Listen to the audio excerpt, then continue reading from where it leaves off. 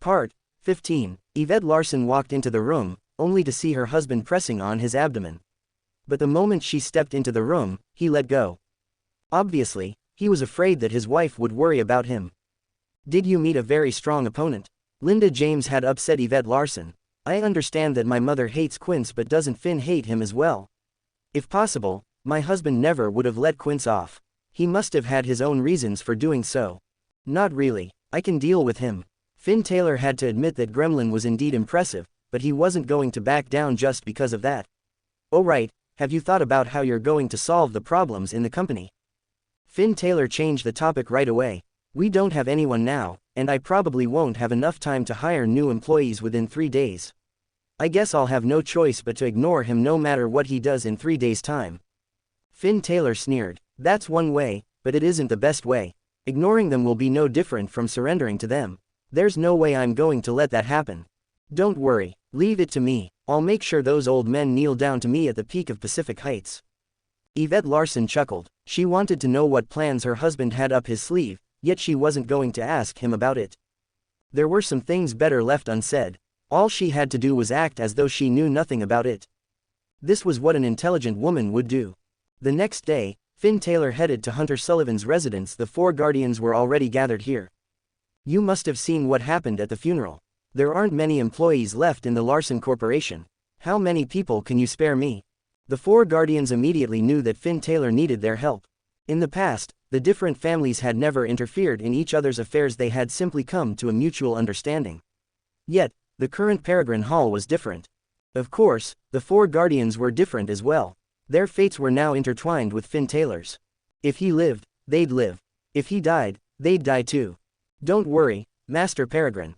Give us a week. We'll hand over the matters in our companies and transfer the best talents from our companies to the Larson Corporation. Hunter Sullivan was sincere. Finn Taylor nodded, reminding himself to repay this favor. After leaving Hunter Sullivan's house, he headed to look for Andre Cavill. This is the name list of everyone who threatened the Larson family that day. Make a trip to each of these families and capture their eldest sons, Finn Taylor instructed Andre Cavill.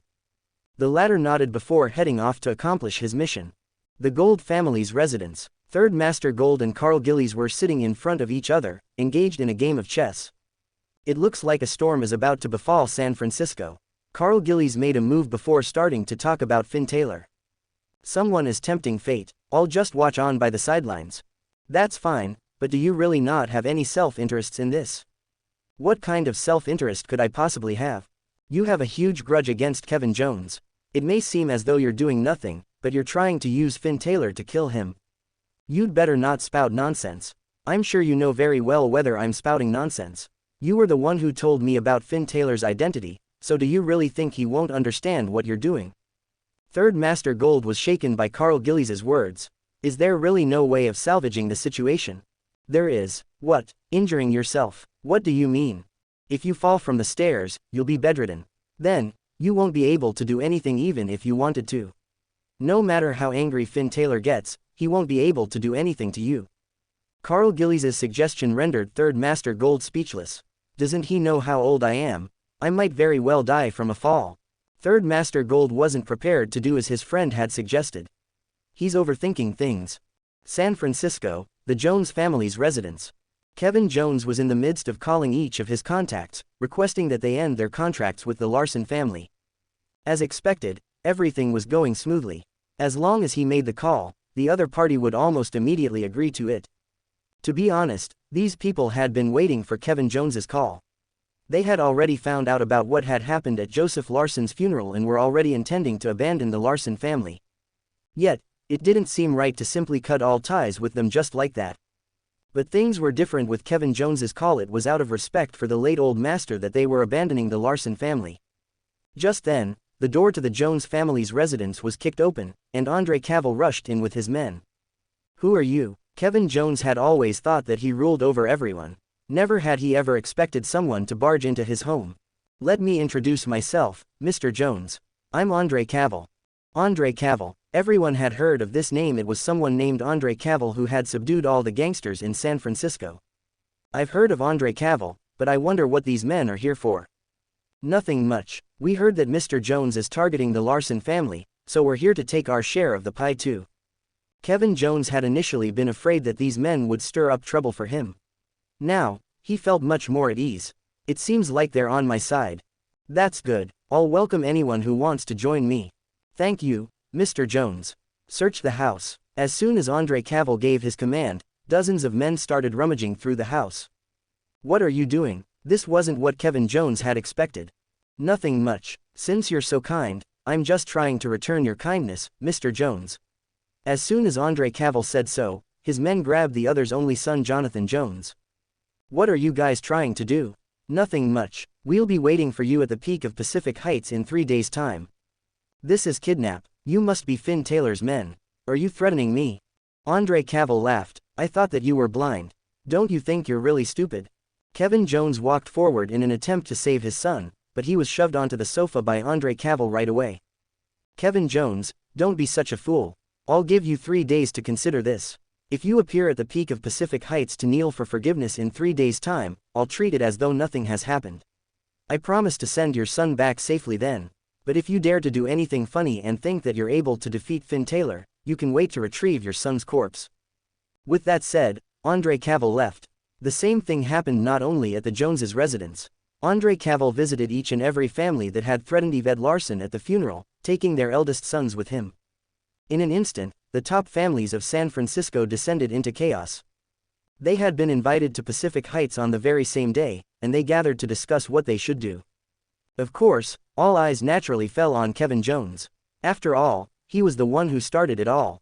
He had better think of a solution now that their sons had been kidnapped. Yet, Kevin Jones remained silent from the very beginning because he was unlike the others who had a few sons. Even if their captured eldest sons were killed, they had other sons to inherit their family businesses. However, Kevin Jones had only one son. If his son were to die, that would be the end of the Jones family. As such, the meeting ended with no resolution. 3 days was neither long nor short. Very quickly, it was the day of Kevin Jones and Yvette Larson's meeting on Pacific Heights. The peak of Pacific Heights wasn't open to just anyone. Thankfully, someone had already set up a drone that was aimed at the peak of Pacific Heights. In fact, this video was even being broadcast. Thousands of people in San Francisco were watching this scene in the comforts of their own homes. Of course, that wasn't all. It was only fun when they could discuss this with others. This meant that bars, karaoke lounges, internet cafes, and other places were packed to the brim. Everyone was waiting to see what would happen. Number 1 Pacific Heights. Finn Taylor and his wife stood on the balcony, stunned as they gazed at the drones above the peak of Pacific Heights. It was indeed true that there were people who wished to see the world in chaos. Are you confident? Finn Taylor had practically spent the past 3 days away from home. Yvette Larson knew that he had been running around because of this matter. Still, she wasn't sure about how confident her husband was. Come on, get dressed in your best clothes. We're going to the peak. Finally, Yvette Larson felt a huge weight lift off her chest when she heard her spouse's words. She then put on an elegant red dress. At the same time, many had already gathered around the peak of Pacific Heights. Some were the owners of the other villas on Pacific Heights and had the right to be there. Others were visitors who had managed to purchase tickets to the peak. Amongst them were Quince Larson and Eleanor Larson. They hated Finn Taylor and Yvette Larson to their guts, so they naturally weren't going to miss out on this opportunity to see the couple humiliated. Clarine Landon had been dragged to the peak by Willow Stone. The former hadn't wanted to show up because she thought that her best friend would be humiliated. She didn't want to have to witness that, yet she realized that there was no way of blocking it out now that it was being broadcast everywhere. This was why she had accepted Willow Stone's invitation. She was going to give Yvette Larson a huge hug at her lowest moment and remind her that she still had her best friend even if the whole world went against her. Compared to Clarine Landon, Willow Stone had much more up her sleeve. On the one hand, she didn't want her best friend Yvette Larson to be embarrassed. On the other hand, she hoped that this would tear the couple apart. If that was the case, it would be an opportunity for her. Only she understood the grave danger the Stone family was in. If she didn't find someone who could save the family in time, the family might very well crumble this time. Through her interactions with Finn Taylor, Willow Stone was almost certain that he was the one she was looking for. The peak of Pacific Heights was surrounded by throngs of people, yet there was a huge empty space in the center where nobody dared to step foot into. They all knew that this would be the center of attention today, and it belonged to Finn Taylor. Everyone had traveled a long way just to see him kneel. They had all been waiting for a long while, yet the main character of the event had yet to arrive. Those in the crowd couldn't help but worry. Someone asked, "Why isn't Finn Taylor here yet?" Everyone was confused. "That's right, does anyone know when he's coming?" Eleanor Larson eyed her cousin. "Don't tell me that they're not coming. Is there a point in trying to avoid this? All they have to do is kneel if they show up. Not coming would make them cowards. Do they really think that Kevin Jones will let them off if they don't come?" Eleanor Larson gave it some thought. "My cousin is right, avoidance is futile. If Finn Taylor and Yvette Larson think that they can resolve this matter by avoiding it, they would be fools." "They're here," someone let out an excited yelp, and everyone present turned to the entrance of the peak. Finn Taylor and Yvette Larson had indeed arrived. The man was dressed in a smart white suit, while the other was dressed in a vintage red dress. They seemed to be a perfect couple. Eleanor Larson nearly exploded at that sight. "I'm here to see my cousin get humiliated and kneel on the ground, not to see her this glorious. What I want to see the most is Yvette Larson kneeling on the ground like a dog. Don't worry, she can have her moment now, but she'll kneel sooner or later." Compared to Eleanor Larson, Quince Larson was much more patient. "That's true, we'll let her show off for now. Anyway, they'll still have to kneel down to Kevin Jones later on." Kevin Jones, he's the most powerful man in San Francisco apart from Third Master Gold. Finn Taylor must be daydreaming if he thinks that he can defeat Kevin Jones. "Wow, Yvette is so beautiful, she looks good next to Finn Taylor. Don't you think so, Willow? I'm so jealous." Clarine Landon was obviously moved, and she made a fuss while grabbing her friend's arm. No matter what happened to Yvette Larson later on, she was the most stunning woman at this point in time. But Willow Stone merely pursed her lips without speaking, obviously enraged. Why is Yvette Larson the one in Finn Taylor's arms and not me?" The three best friends Yvette Larson, Clarine Landon, and Willow Stoniel liked Finn Taylor. This was undeniable. However, they all differed in their expressions of love. Yvette Larson was Finn Taylor's wife, and it was only right for her to express her love fearlessly. Yet, the couple hadn't been very intimate because of what had happened over the past 3 years. Clarine Landon liked Finn Taylor too, but she knew that this was her best friend's husband they were talking about. There was no way she would ever express her love for him. However, Willow Stone was different. She clearly liked Finn Taylor, yet she had never let that show. But inwardly, she yearned for a crack in Finn Taylor and Yvette Larson's relationship to form so that the couple would eventually split. When that time came, she would then be able to get together with Finn Taylor. The three friends had completely different personalities and different ways of expressing their love. Like newlyweds walking down the aisle, Finn Taylor and Yvette Larson walked down the red carpet. The people in the crowd acted like they were attending a wedding too, and that irked them. So what if they look good now? They'll still have to kneel down on the ground later. That's right, why are they trying to act so high and mighty? Won't it be worse when they get down on the ground later? Clearly, not a single person thought well of Finn Taylor. In fact, they even felt that this was their time to shine. Now that Finn Taylor and Yvette Larson had arrived, the crowd started anticipating the arrival of another person. After all, nobody wanted to wait here with no end in sight. They had come to see Finn Taylor on his knees. That would only happen once the other party arrived. As such, they all waited in anticipation of his arrival. 10 minutes weren't long, but it seemed like an eternity. Just as everyone was about to leave out of boredom, Samuel Stone, Troy Kleina, and the rest finally arrived. "The show is about to start." The restless crowd suddenly perked up and turned to Finn Taylor, waiting for him to kneel. However, there was not a trace of fear on his face. "Wait a minute, what's going on?" The crowd was utterly confused about what was going on. Just as they were throwing glances at each other, they saw Samuel Stone fall on his knees. Finn Taylor isn't the one getting down. It's Samuel Stone. What's going on? Before they could even comprehend what was going on, Troy Kleina dropped down onto the ground too. This was only the beginning.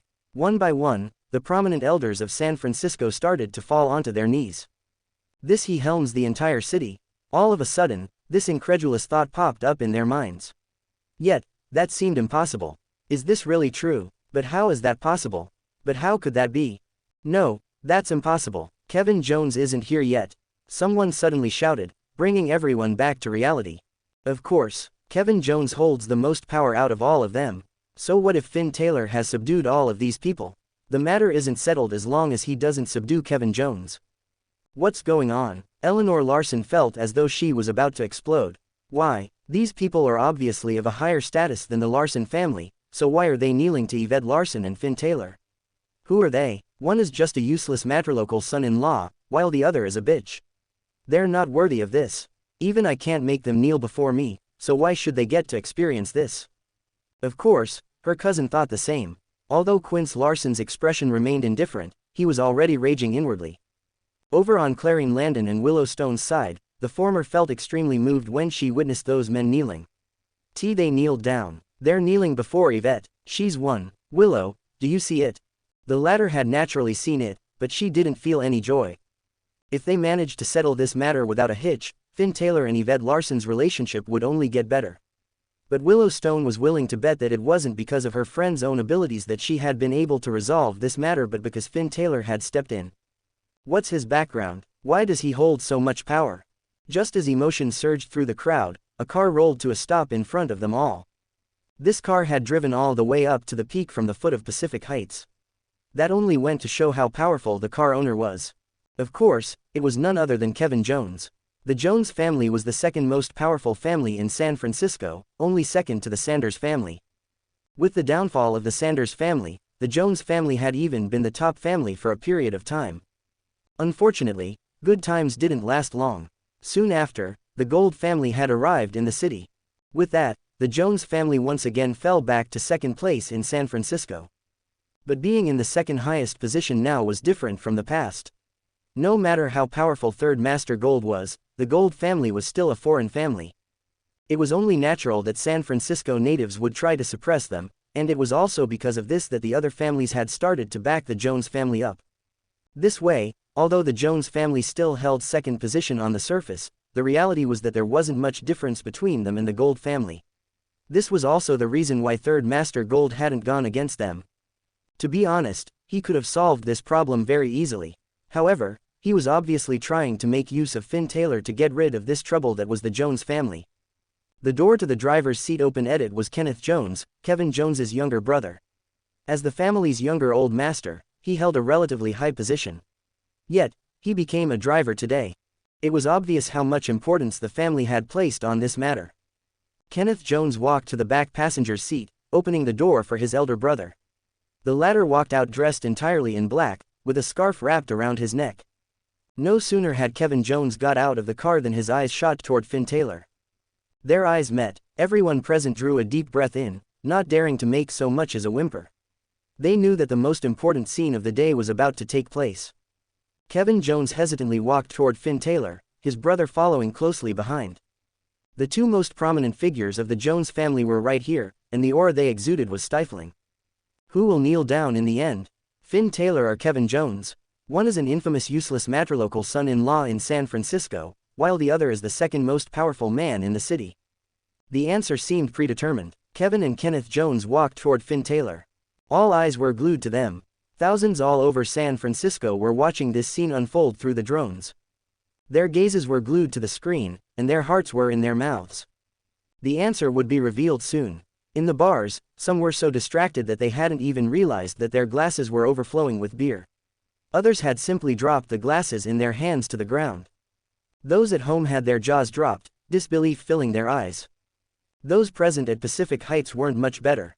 They were all well-known and respected men in San Francisco, yet their expressions were unreadable at this moment. This was all because of the scene they had just witnessed. The Jones brothers had fallen on their knees, even kowtowing. The brothers had been unwilling to do so, yet Kevin Jones's only son was in Finn Taylor's hands. If they didn't kneel down, the Jones family would be done for. But this didn't mean that Kevin Jones was going to let Finn Taylor off. He would remember this forever. However, he knew which battles to fight. For now, it would be wiser to take a step back and give in to the other. This was how the entire city had witnessed Kevin Jones going down on his knees. Why did it turn out this way? Eleanor Larson felt as though she was going to go crazy. Kevin Jones is clearly the second most powerful man in San Francisco. Given the influence the Jones family has, it wouldn't be difficult to crush the Larson family. Therefore, why have things turned out this way? Why is Kevin Jones kneeling down to Yvette Larson? Why do that woman and Bast have such good luck? Who is he? Eleanor Larson was fuming, and her cousin was so infuriated that he nearly rushed up to punch someone. He had to resist the urge to slap Kevin Jones right in the face and ask the latter why he was kneeling down to a piece of trash. Just like that, the show on the peak of Pacific Heights had ended. The ending was one that nobody had even expected. Kevin Jones and the rest of the men had kneeled at Pacific Heights for 2 whole hours. Everyone had seen it. In the following days, rumors spread about why that had taken place.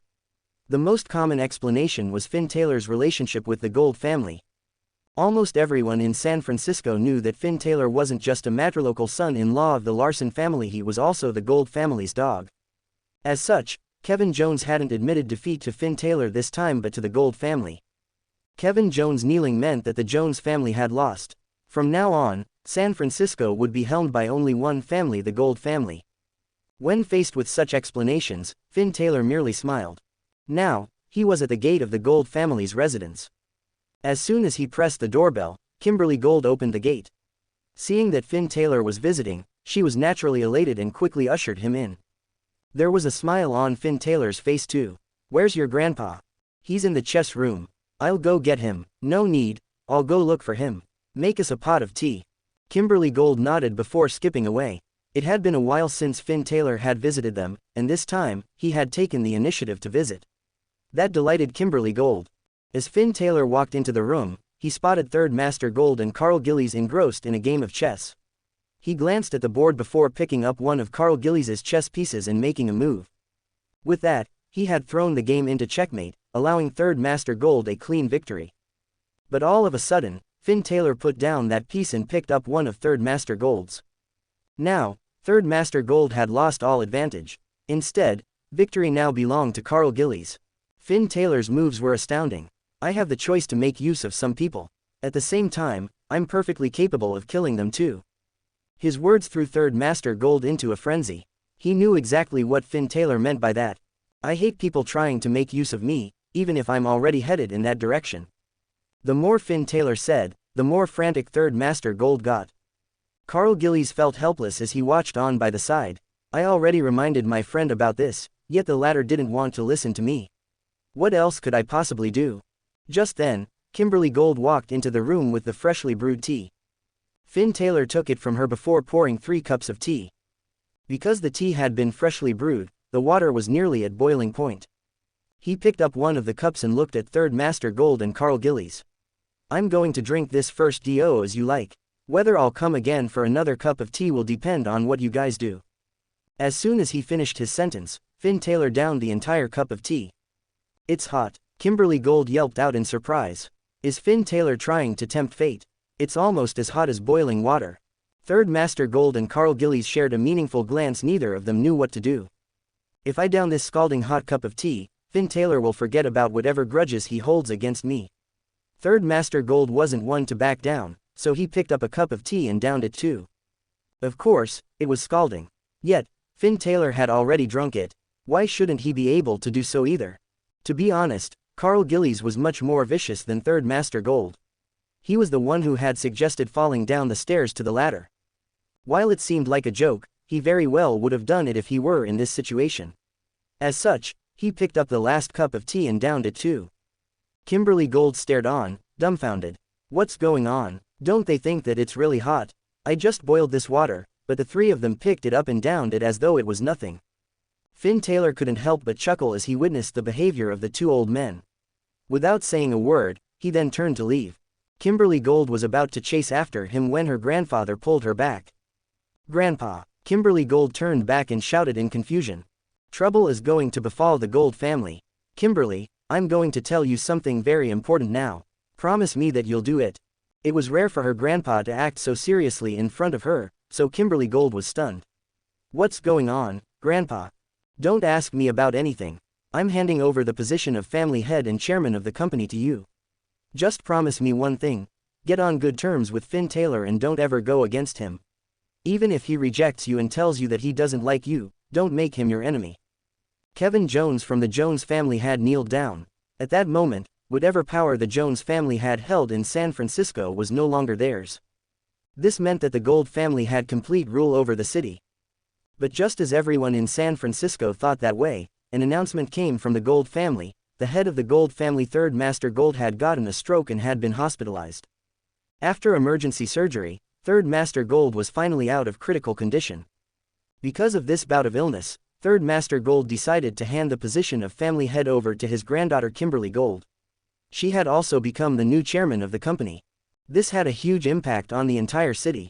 The fall of the Jones family had left a huge piece of the pie. If Third Master Gold had been at the helm of the company, he definitely would have taken that share of the pie. But now, the company was in Kimberly Gold's hands.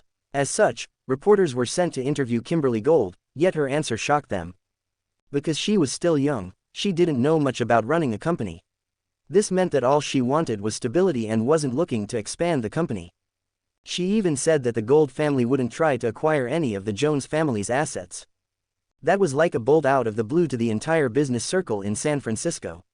Who would have thought that the Gold family would give up such a perfect opportunity? When Finn Taylor learned of all this, he couldn't help but smile. Third Master Gold is such a sly old fox. He knows that I'm going to target the Gold family now, but Kimberly Gold has nothing to do with this. After all, I still owe Kimberly Gold a favor. That's why he put Kimberly Gold in charge so that I wouldn't do anything to the Gold family. Have you thought about taking the Jones family down? Finn Taylor smiled while asking his wife. Of course, this is a good opportunity for the Larson family. If we let this go, we might never get the chance again. All right then, don't worry about not having enough employees, leave that to me. However, I have something I want you to promise me. Yvette Larson looked at the sly smile on her husband's face, and she couldn't help but feel slightly afraid. What is it? Tell me. Finn Taylor pointed at their bed. Upon seeing that, Yvette Larson's face turned beet red as she hit him. Hold on, what are you thinking? What I mean is that we need a wedding photo above our bed. When are you free to get our photos taken? Hearing his words, Yvette Larson, who had only been pretending to be angry, flared up for real.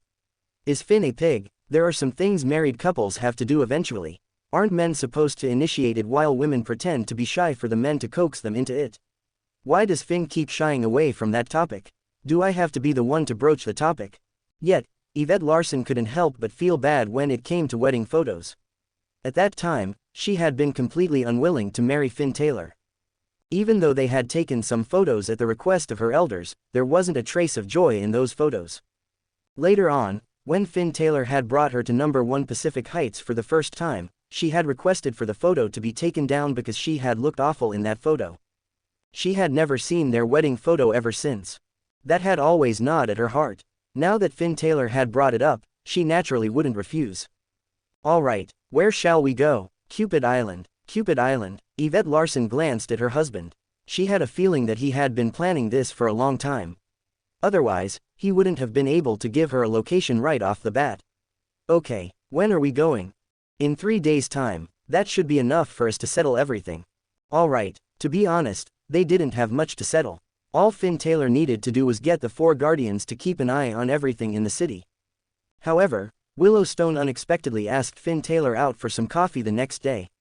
The latter had nearly been unable to recognize Willow Stone because she looked completely different now. What, are you shocked? Slightly. I never expected you to have such a side. What do you think? Do I look good today? Finn Taylor couldn't deny that Willow Stone looked attractive. She cupped her chin and stared at her friend's boyfriend with glassy eyes. Yes, you look good, Finn Taylor answered casually before she shot him with another question. Finn Taylor, who do you think looks better then? Me or Yvette Larson? Finn Taylor took a step back. Please respect yourself, Ms. Stone. Why are you so afraid? I'm not going to eat you up. I'm just asking a question. Ms. Stone, I'm going to leave now if that's what you're going to do. Finn Taylor's sharp words were like daggers stabbing at her heart. You're no fun. Do you really only have Yvette Larson in your heart? I don't believe that you don't have another woman in your heart. Willow Stone picked up her bag and stood up as though she was going to leave. Ms. Stone, I don't know why you're acting in this way today. If you're just trying to test my loyalty to your best friend, there's no need for that. I've gone through thick and thin with Yvette in the past 3 years, and our relationship is as strong as steel. It's not something other women will understand. If you're trying to fool around, I'd advise you to please respect yourself. Willow Stone had the urge to punch him when he reminded her yet again to respect herself. Who are the other women he's talking about? He's clearly trying to scold me. When Finn Taylor arrived home, his wife informed him that she wanted to meet her best friends since she would be leaving for quite some time. Finn Taylor nodded in agreement. He hated the thought of seeing Willow Stone. That woman is too mysterious. Why did she come to look for me today? I don't believe that she really likes me, but she could just ask me if she needed help given her relationship with Yvette. I probably wouldn't refuse unless I'm too busy. What secrets is she hiding? Unable to put his mind at rest, Finn Taylor headed for Hunter Sullivan's house. He wanted the latter to conduct investigations again, this time, more meticulously. He wanted Hunter Sullivan to visit Willow Stone's hometown personally. Only then did Finn Taylor feel more assured. The next day, Finn Taylor headed for the appointment with his wife. The location they had chosen rendered him speechless. It was none other than the cafe Willow Stone had invited him to just the day before. What dumbfounded him even more was that they were seated exactly where the pair had been just 24 hours ago. What is this woman up to here? Clarine Landon waved at Yvette Larson. Coming. Perhaps it was because Yvette Larson and Clarine Landon had remained close after graduating that they were obviously closer, even though the trio was best friends. Can I sit here? Unexpectedly, they found themselves with an uninvited guest, Megan Daimler. What the rest didn't know was that Megan Daimler wasn't uninvited. Willow Stone had invited her here. The reason for that was Finn Taylor's words to the latter just yesterday. Finn Taylor had scolded her, and she couldn't help but feel indignant about that.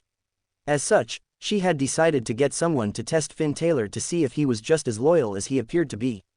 Otherwise, he would definitely cheat on his wife again if he had already done so before. But if that wasn't the case, he would truly be a loyal man. It was rare to see such good men in this world. Anyway, the one embarrassed would be Megan Daimler, not her. Willow Stone impressed even herself with her plan. Of course, Clarine Landon was truly stunned, while Willow Stone's shock was merely an act. The friends remained silent. It was Yvette Larson who invited her to take a seat. Truthfully, she could already feel that this woman harbored ill intentions. However, she wasn't one to deprive Finn Taylor of friends before the other tried to interfere in their relationship or break them apart. After taking their seats, the group ordered some dishes. Yvette Larson then informed the group that she was going to take new wedding photos with her husband the next day. Megan Daimler was curious. Yvette, have you never taken wedding photos with Finn Taylor? Everyone else knew about the relationship between Finn Taylor and Yvette Larson, but Megan Daimler had been late to the party. No, we have, but I think that my wife is the most beautiful woman on this planet, so I want to take another set of photos to record her beauty. It was only then that Megan Daimler came to a sudden realization. These words also made Willow Stone grit her teeth. She couldn't help but feel that Finn Taylor had said that for her sake. Just yesterday, she had asked him whether she was more beautiful than Yvette Larson. Today, he had purposely said that Yvette Larson was the most beautiful woman in the world. In reality, however, Willow Stone was simply overthinking it. It was true that Yvette Larson was the most gorgeous and stunning woman in this universe to Finn Taylor. This would never change no matter what.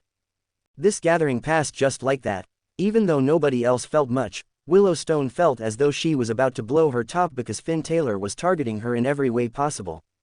Yet, that had never been his intention. At dawn the next day, a young girl named Jamie Little arrived at number 1 Pacific Heights. Finn Taylor had told the 4 Guardians about his plan to take wedding photos at Cupid Island and had instructed Hunter Sullivan to hire a skilled photographer. He never expected the photographer to be a young girl. It was rare to see women going into professional photography. Hello, Mr. Taylor, Ms. Larson. I'm your photographer for this shoot. My name is Jamie Little. Finn Taylor glanced at the young lady. There's nothing wrong with her. Yvette Larson didn't oppose her either. If you guys are ready, we can set off then. My team is already waiting at the foot of Pacific Heights. Finn Taylor nodded, not wanting to waste the others' time. With that, they set off. Cupid Island is a newly developed island for couples to take wedding photos or for honeymoons. Whatever you can think of, you're able to do it on the island. Along the way, Jamie Little started introducing the island to the couple. Are you from Cupid Island, Ms. Little? Finn Taylor couldn't hold his curiosity in. No, but I've been running a business there for 3 years. I know quite a lot about the island. Her answer pleased Finn Taylor. She had confessed that she wasn't a native of the island, but that didn't matter. It would have been worse if she'd lied to them. Once we arrive on the island, we'll check in at the hotel first. After that, we can pick out a wedding gown. The mention of a wedding gown made Yvette Larson's eyes glisten. Choosing a wedding gown and capturing that moment was an important moment in a woman's life. Yvette Larson had already missed out on it once, and she wasn't going to miss it again. Very quickly, Finn Taylor and the group arrived on Cupid Island. It was even more picturesque than Finn Taylor had imagined it to be. The island was naturally formed in the shape of a heart. That was why it was named Cupid Island. It was because of this name that it had been developed with couples in mind, and now, the island was well developed and well equipped. Even Finn Taylor was pleasantly surprised at the sight. Before he could take in the beautiful scenery, Jamie Little approached him to ask if they wanted to pick out the gown right away. Naturally, Finn Taylor had seen the excitement in his wife's eyes. Without any hesitation, he picked up her hand and got into the car, which headed for the wedding gown boutique. Never Let Me Go. The couple got out of the car as soon as it rolled to a stop. Finn Taylor looked up at the name of the shop, Never Let Me Go. They were 4 simple words, yet they represented what true love was about. Love was a process of never letting each other go. Some lost the loves of their lives because they forgot the love that connected them in the first place. Finn Taylor picked up his wife's hand and walked into the boutique. As soon as the couple walked in, they were dumbfounded by the sight. Every style that had ever been in trend was exhibited here. There were white and puffy princess dresses to elegant vintage ones. But the one that caught Yvette Larson's eyes was a lilac dress. Wedding dresses were traditionally white, so it was rare to see a lilac one. Yvette Larson stepped forward toward the lilac dress. This dress is beautiful. Just then, the boss of the boutique walked out. You have a good eye, miss, but this is the best gown we have here. However, this isn't available for rent, only for sale. Can you tell me if there's a story behind this gown? For some reason, Yvette Larson felt as though her tears were going to fall as she gazed at that gown. She felt a surge of emotions within her. Of course, legend has it that there was a couple deeply in love, and they made a promise never to let each other go. Yet, an accident separated them. Just like that, decades passed before the lady was eventually able to learn of news from the guy. She remained unmarried for her entire life, but she was afraid to meet him for fear that he had already gotten married and that she'd bother him by looking for him. It was only after his death that she realized that he had also been looking for her throughout his life. He had remained unmarried throughout his life. That lady turned up at the guy's funeral in a white dress. Just as she stepped into his house, his neighbors happened to be sending him off. It was then that the most breathtaking sight occurred. A lilac butterfly flew out of the coffin and landed on her dress. In an instant, her white dress turned lilac. At that moment, that lady sighed and exclaimed, "Never let me go." The boss had a captivating voice, which drew the listeners into the story. "I want this gown," Yvette Larson immediately said, clearly moved by the story. But the boss remained indifferent. "Young lady, many other brides fell for this gown at first sight, but they quickly refused once they learned of the price. Why don't you get to know how much it costs before considering it again? We have quite a large collection of dresses here." Yvette Larson quickly asked, "How much does it cost then?" "5 million. The boss stretched out 5 fingers, giving an extraordinary sum. $5 million. Yvette Larson had already mentally prepared herself, and she was prepared to buy the gown even if it was slightly more expensive. After all, this would be the last time she'd take wedding photos. She was going to give it her best this time, so as to show her most beautiful side. However, the price of 5 million made Yvette Larson pause. At the very most, she was willing to part with $150,000. Anything above that seemed like a waste of money. 5 million was way over her budget. "Miss, can I rent this gown?" Although the boss has already said that this gown was only for sale earlier, she still wanted to give it a try.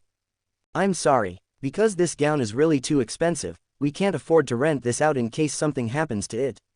Unfortunately, we'll only sell it, not rent it out. Why don't you take a look at the other gowns in our boutique, miss? They're just as beautiful." The boss was right. After all, this boutique was the best on the island. Every gown was a unique and special piece. Each would look stunning in photos no matter what. However, it seemed like a pity to wear another gown after seeing that lilac one. This was why there was a little sadness in Yvette Larson's eyes as she turned to the other gowns. Of course, Finn Taylor spotted that. He took out his card and handed it to the boss. "We'll take that gown." He pointed at the lilac gown.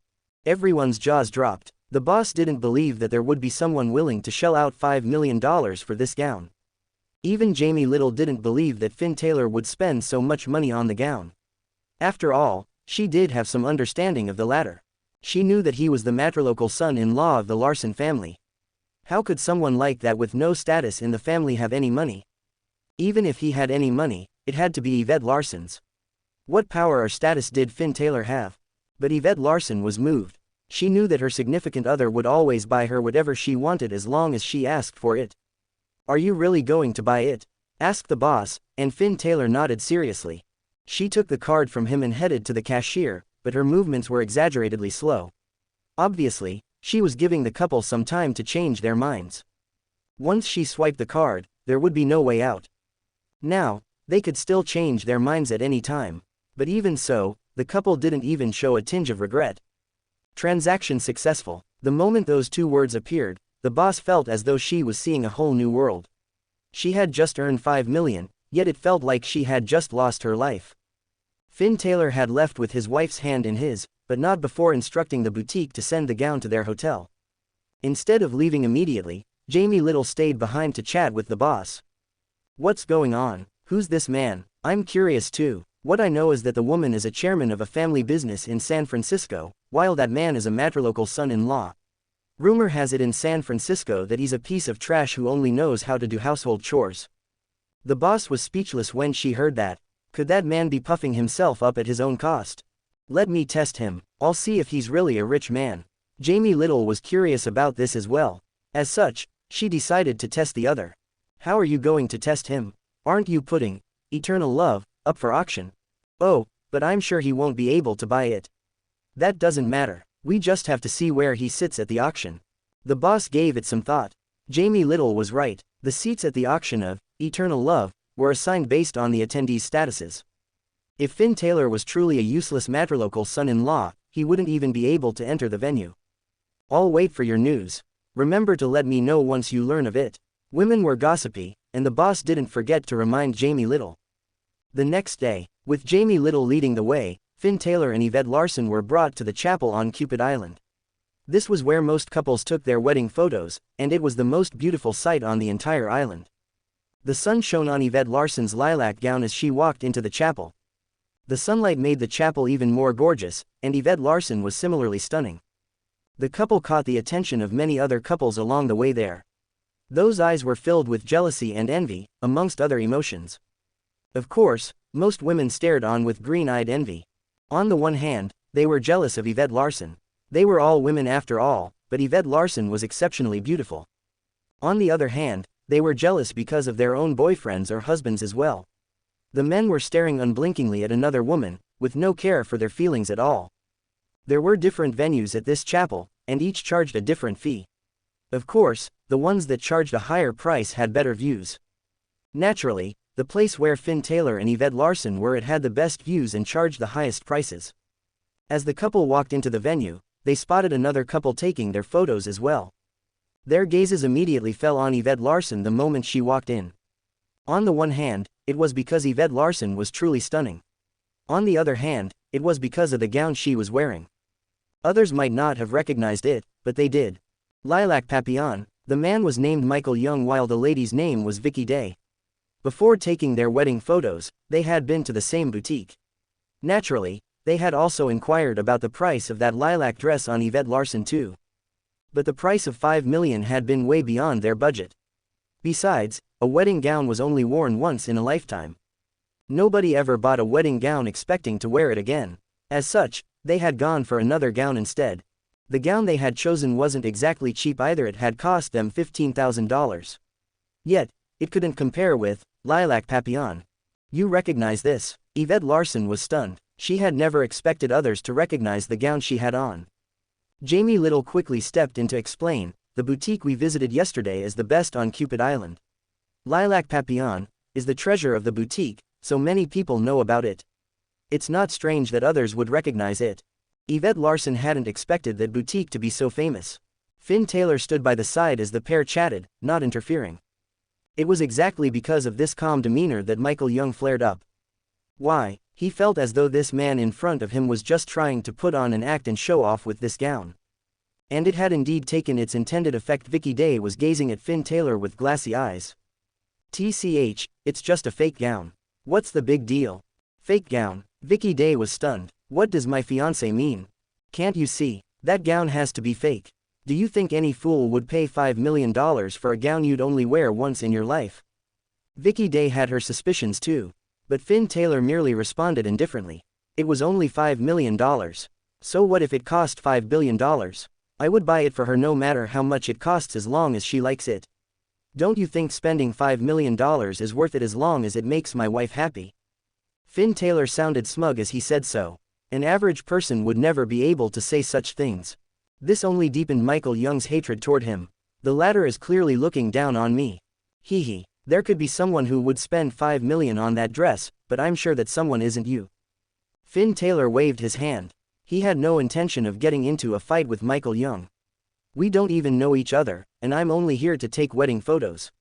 What does it have to do with me if you don't believe me? Seeing that Finn Taylor was now ignoring him, Michael Young fumed. Why aren't you talking anymore? Are you feeling guilty? Fine, I'll go to the boutique now and see if that lilac gown is still there. You're going to be slapped in the face. With that, Michael Young dragged Vicky Day away to the boutique. Vicky Day was his fiancée, and the couple was here to take their photos. Yet, she was staring dreamily at another man. It was only natural for a mana-rich man, at that, for Michael Young to be fuming. As such, he was intent on exposing the other. But Finn Taylor couldn't care less about that and started his shoot with his wife. Although Jamie Little was a woman, her photography skills were quite good. It didn't take her 10 minutes to get a decent shot. By then, Michael Young and Vicky Day had arrived at the wedding gown boutique. The couple rushed in toward the back of the store, where the lilac gown had been. Yet, they realized that the space was empty. There was nothing there. What's going on? Still in disbelief, Michael Young asked the boss, has someone bought lilac papillon? You must have seen it. Isn't it gorgeous? That can't be. It cost $5 million. Did you rent it out to them at a lower price? The boss was displeased by his words, and she took out the receipt from Michael Young. It clearly stated a transaction of $5 million. Michael Young felt as though he was going to vomit blood at that moment. He couldn't help but feel awkward when he thought of the words he had spoken toward Finn Taylor earlier on. He had declared that the lilac gown was fake, but it wasn't. To put it bluntly, he was simply too poor to understand the life of the truly wealthy. At that moment, Michael Young even spotted a look of envy in Vicky Day's eyes, and that upset him even more. Who is that man? Why does he have so much money? Michael Young returned the receipt while grumbling. Unexpectedly, that boss replied to him, that man isn't very rich, but that woman is loaded though. That man is a martialarts son-in-law. He must have used his wife's money to puff himself up. Her words excited Michael Young. I'm going to make up for whatever humiliation I faced earlier. Even though I'm not as rich, the money is mine at the very least. That man, on the other hand, is nothing but a useless martialarts son-in-law. Oh right, you seem quite interested in him. I'll let you in on a secret then. Not afraid of blowing up the matter, the boss even tried to take advantage of the grudge that Michael Young bore toward Finn Taylor. What's the secret? There will be an auction on Cupid Island in a few days' time. We'll be putting a priceless bracelet up for auction, and the name of it is Eternal Love. Finn Taylor will be attending the auction. As expected, Michael Young was pleased to hear that news. The incident with lilac papillon had embarrassed me in front of Vicky. Now, I'm going to use this chance to improve my image. Michael Young took out a $50 note and placed it on the counter to express his gratitude. He then left with his fiancée. The first day of the wedding shoot progressed smoothly, but it exhausted Yvette Larson. The moment they returned to the hotel, she immediately fell asleep. After tucking her into bed, Finn Taylor headed out. Of course, he was headed for the auction. Since he had decided to attend the auction, it was only natural that he needed to secure tickets in advance.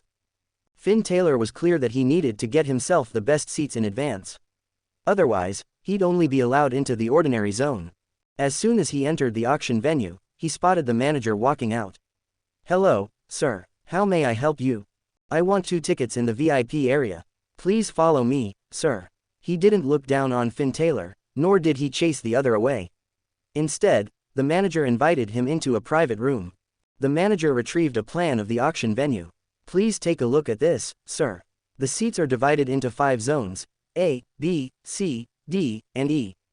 Zone A is meant for VIPs and has the best view, but there are only 10 seats. Zones B, C, and D aren't bad, but they can't compare to Zone A. As for Zone E, it's meant for newcomers who are just here on Cupid Island for a vacation. Do you have your card with you, sir? You can place it here. Whichever zone lights up will be the zone you're entitled to purchase tickets for. Finn Taylor smiled. That sounds interesting. He whipped out a black card. The manager's eyes nearly popped out of their sockets when he saw that. It's a black card. When Finn Taylor walked in, the manager thought that he would be able to purchase a ticket in Zone B or C at the very most. Yet, he had just taken out a black card. There were no questions to be asked. Zone A lit up. The manager took out 2 tickets for Zone A and handed them to Finn Taylor. The latter looked at the tickets and asked, "Don't I need to make a deposit? We require deposits for Zones B, C, and D, but not RE." Finn Taylor nodded. He understood the reason for that. After all, Zone E was meant to entice visitors to attend the auction so that it would look more crowded. As for those allowed into Zone A, they were definitely not figures to be trifled with. Pleased, Finn Taylor left with the 2 tickets. Not long after he left, Michael Young arrived. Of course, he understood what Finn Taylor understood too. He naturally knew that he wouldn't have a favorable seat if he were to come any later to get a ticket. The moment Michael Young spotted that manager, he shouted, "Hey, get your boss over." That manager couldn't help but frown. My boss is a respected figure who won't meet just anyone. Most of the time, I'm the one who settles anything related to auctions. My boss rarely interferes. Sir, how may I help you? Who are you? Who are you to talk to me? I'm the manager of this auction house. I can help you with everything around here. All right then, I want tickets to the VIP area of the auction. Give them to me. The manager furrowed his brows. Who is he? Why is he acting as though he's so great? No matter how high of a status this man had, the manager wasn't going to fear him now that they were at the auction house. Follow me. Michael Young thought that the manager was going to hand him the tickets to the VIP zone. Yet, he hadn't expected the manager to talk so much even after leading him to the room. Michael Young was frustrated. What, do I not qualify to enter Zone A with my family background? Michael Young then retrieved a credit card and placed it on the plan. However, Zone A didn't light up. A trace of embarrassment flashed past Michael Young's face. Is this thing faulty? He couldn't help but suspect that was the case. Of course not. A man just came over earlier, and Zone A lit up for him. With no other choice, Michael Young could only try Zone B. Yet, it didn't light up either. How can that be? Michael Young was already starting to get annoyed. He then tried Zone C, but it didn't light up either. Michael Young was on the verge of breaking the machine, but he tested his luck with Zone D. Still, the machine didn't light up. By then, Michael Young could no longer hold it in. What do you mean by this? Do you mean I don't even qualify for Zone D? You're obviously making things difficult for me. The manager of the auction house was now filled with disdain. I thought he'd be a respected figure based on the way he spoke earlier, but he doesn't even qualify for Zone D. I'm not trying to go against you. You'll need 5 million for Zone D, $1 billion for Zone C, 5 billion for Zone B, and 10 billion for Zone D. I guess you don't have $5 million in your card, sir. Michael Young nearly vomited blood. What kind of stupid rule is this? I need at least 5 million to get into Zone D. He naturally didn't have that much in his card, but he obviously wouldn't show it. My money is in another card, and I don't have it here. Do you think you can do something about it and give me tickets to Zone D? With that, Michael Young slid a $100 bill over. Yet, the manager didn't even spare the note a glance. Sir, rules are rules. If you have any problem with that, you're welcome to look for our boss. Initially, Michael Young had thought that he was wealthy enough to speak directly to the boss of the auction house. But now that he knew of the prices of the different tickets, there was no way he'd dare to go against the other. Well, it's not impossible for you to get tickets to Zone D. However, we have rules around here. What? Michael Young was frantic. If I have to sit in Zone E, it's better not to turn up at all. It would be humiliating. Make a deposit of $150,000 and buy something at the auction. If you buy something, we'll return the deposit to you. Otherwise, we'll keep the deposit. This rule was specially targeted at people like Michael Young, who were trying to pretend to be rich when they weren't. $150,000. You might as well rob a bank. Michael Young never thought that he'd have to fork out so much money. Those are the rules. If you don't like it, you can ask our boss to change them for you. The thought of looking for the boss had never crossed Michael Young's mind. The other had to have quite a good family background to open such a prominent auction house. After a long consideration, Michael Young felt that $150,000 would be worth it as long as he could humiliate Finn Taylor and make his fiancée give up on the other. Besides, he would be able to get his money back as long as he bought something at the auction. There was sure to be something within his budget at the auction. Fine, I'll give you $150,000. With that, Michael Young transferred the sum to the manager. He didn't forget to turn to Vicky Day and say, "Did you see that? I can fork out $150,000 easily. Do you think that piece of trash would be able to do this?" The manager couldn't help but sneer inwardly. Someone who could get into Zone A like Finn Taylor had been courteous and polite to me. Yet, someone who didn't qualify for Zone D like Michael Young loves to show off. This is probably the difference between cultured and uncultured men. The next day, Finn Taylor and Yvette Larson proceeded with their shoot. In today's shoot, the couple got into slightly more intimate positions, and Finn Taylor's touch made Yvette Larson blush at once. Of course, Jamie Little was a little shocked when she witnessed that. Rumor had it that the couple hadn't been intimate in the few years they'd been married. At that time, Jamie Little hadn't believed those rumors. When she met them later and realized that they had a good relationship, she grew even more doubtful of those rumors. But now, she finally believed that there was some truth in those rumors. Yet, she couldn't understand how they'd managed to do so. Weren't some things bound to happen once men and women got close to each other? Although the couple hadn't taken many photos today, they were both deadbeat because they had tried their best not to cross each other's lines. Only after returning to the hotel did Yvette Larson ask hesitantly, "Weren't we too far apart from each other in the photos today?" It was obvious that she was telling her husband that it was fine to touch her. However, the other understood her intentions differently. "Do you mean those photos weren't good? All right then, I'll tell Jamie Little not to process them. Let's take more photos in a different style." How Yvette Larson wished she could kill her husband with a hammer right then and there. "Are you still a man? I'm already making such obvious hints, but you still don't understand me." Yvette Larson tossed and turned, unable to fall asleep the whole night. The next day was the day of the auction. This meant that the couple didn't have to go for a shoot that day. Along the way to the auction, Yvette Larson asked her husband, "Did you really hire a whole bunch of employees for me?"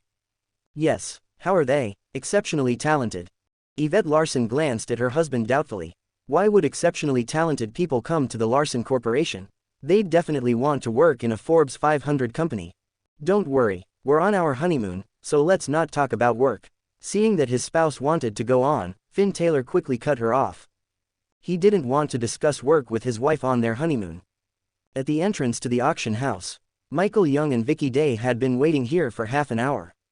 The reason they hadn't gone in was to wait for Finn Taylor. If they couldn't show off to Finn Taylor that they had gotten tickets to Zone D, he would have wasted that $150,000. After what seemed like an eternity, Finn Taylor and Yvette Larson finally arrived.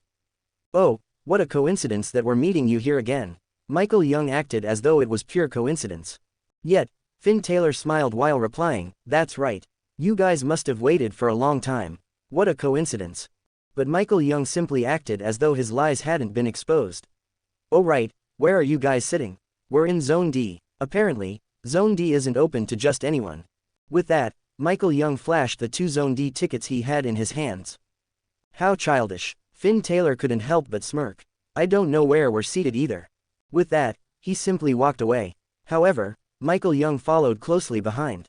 "I heard that the seats are split into 5 zones. Ordinary folk can only go to Zone E. You must be seated in Zone E then, but that's fine. You just have to work hard, and you'll eventually be invited to Zone D."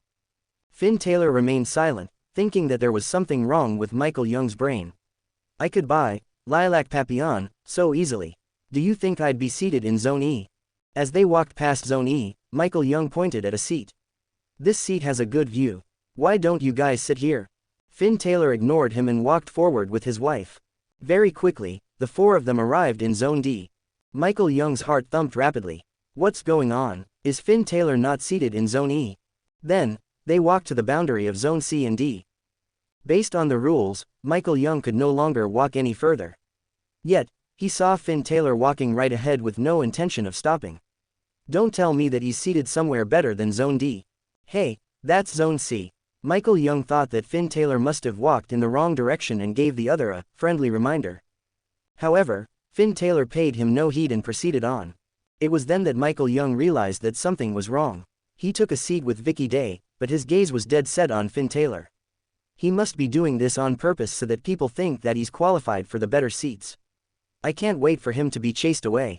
He can't possibly be seated in Zone C. Yet, Finn Taylor merely walked past Zone C and into Zone B. Could he possibly qualify for Zone B? Michael Young felt his heart fall. He repeatedly comforted himself that Finn Taylor was only putting on an act and that the other would definitely be chased away by the auction house employees later on. A piece of trash like him is worthy of only Zone E. What right does he have to compare himself to me? Just then, Michael Young spotted Finn Taylor walking into Zone A. The latter took out 2 tickets and handed them to the staff, whose faces lit up as they ushered him in. He's seated in Zone A. Michael Young let out a blood-curdling scream. If he had been so disrespectful at any other time, he definitely would have been reproached. However, nobody did so this time because Michael Young wasn't the only one who was shocked. Everyone else present was as well. Zone A was reserved for the most important guests and was the most prestigious area in the entire auction house. It was rare for the seats there to even be occupied, yet Finn Taylor had changed that. Who's that? I don't know. I've never seen them. They're not from around here. They're probably here to take wedding photos or for a honeymoon. How interesting. It seems like there's a wealthy man here at this auction. No matter how rich he is, will he be as rich as Terry Money? He owns an entire mine and is the richest man on Cupid Island. That's right. Didn't they say that Terry Money is coming for this auction to purchase Eternal Love? Eternal Love. This was the most prized possession in this entire auction. Many interested parties had come forward, looking to purchase it, but it was to no avail. But for some reason, word had gotten out almost a month before the auction that Eternal Love would be put up for auction. This had caused quite a stir on Cupid Island at that time. Many buyers had expressed their interest, and even Terry Money had come forward. This had led to many giving up. After all, it wasn't worth offending Terry Money just for the sake of a necklace. That only went to show just how powerful the Money family was on Cupid Island. Just then, a couple walked into the auction house. The man was dressed in branded goods from head to toe, and it was obvious from first sight that he was a wealthy man. As for that woman, the aura she exuded made it obvious that she came from that kind of places. He was a hostess.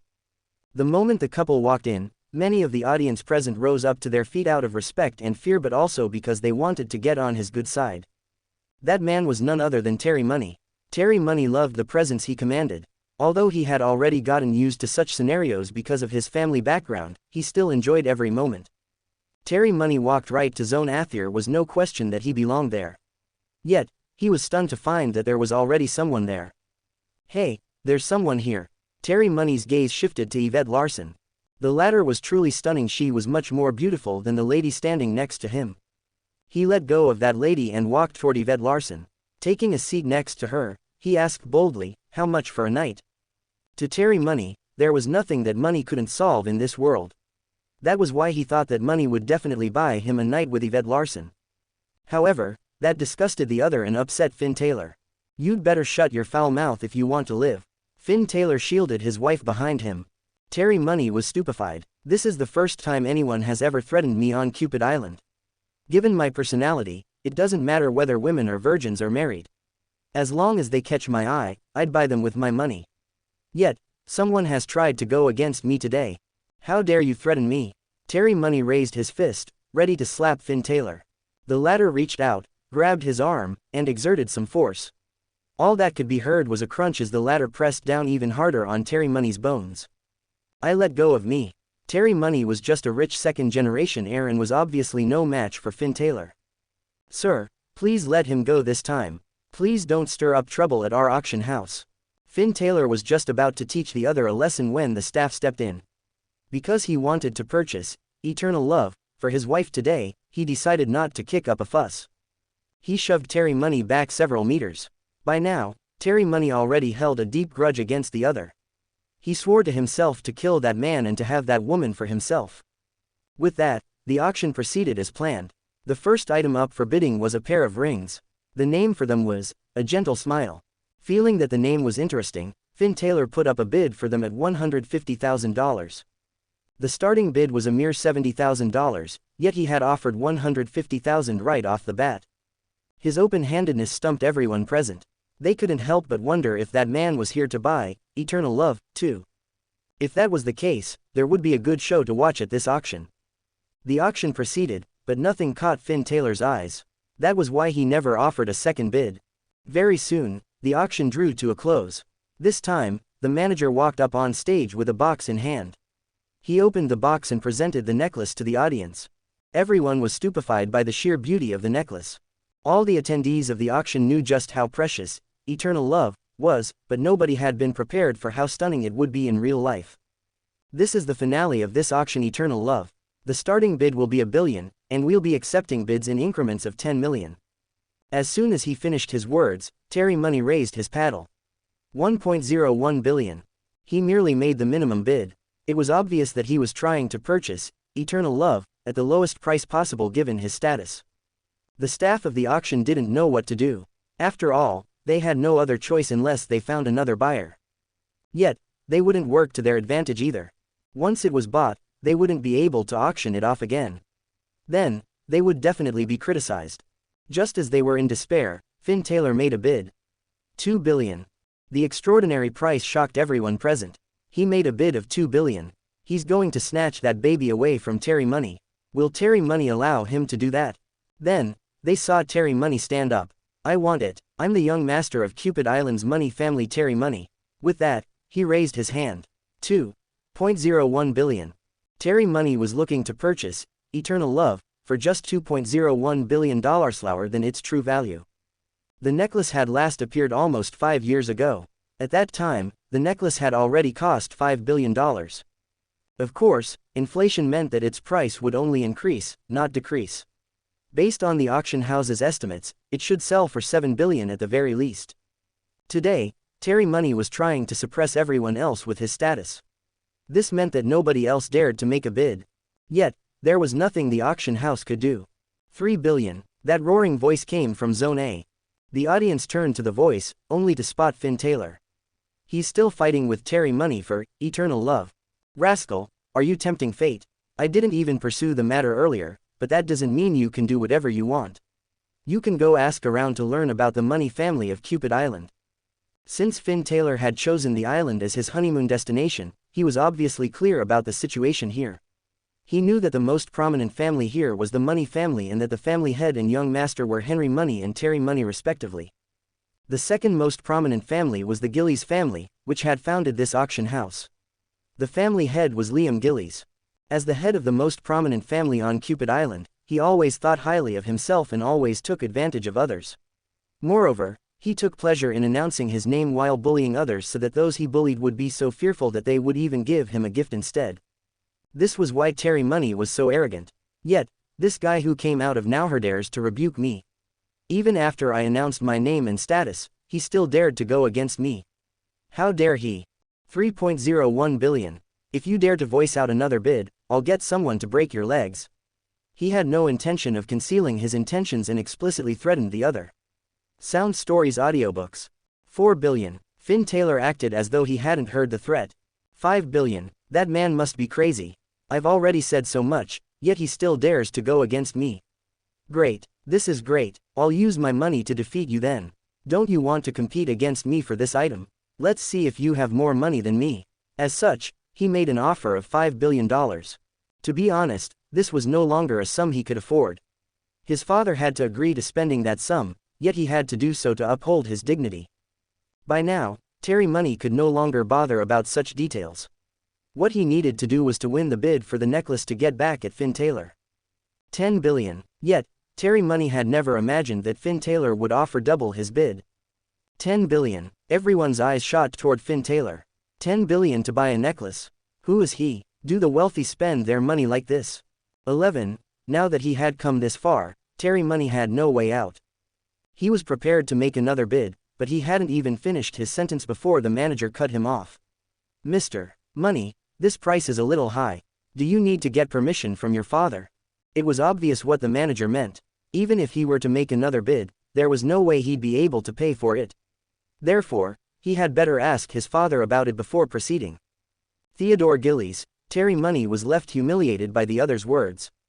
Although it seemed like a reminder, what the manager truly meant was that Terry Money had no power to fork out such a huge sum of money. In an instant, Terry Money wished that he could bury his head in the ground.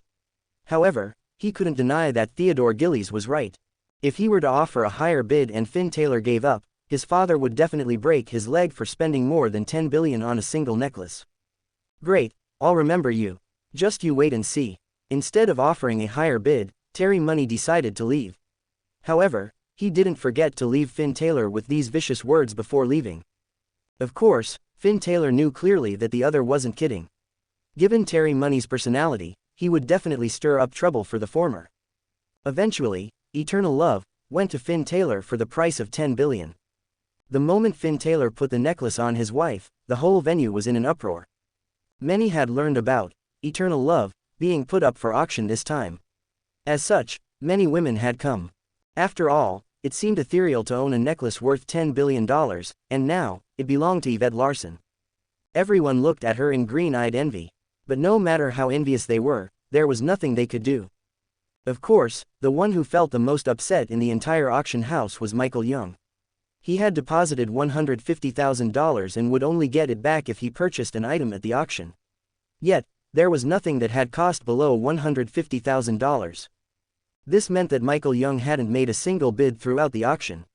Now, it seemed like he had just poured $150,000 down the drain.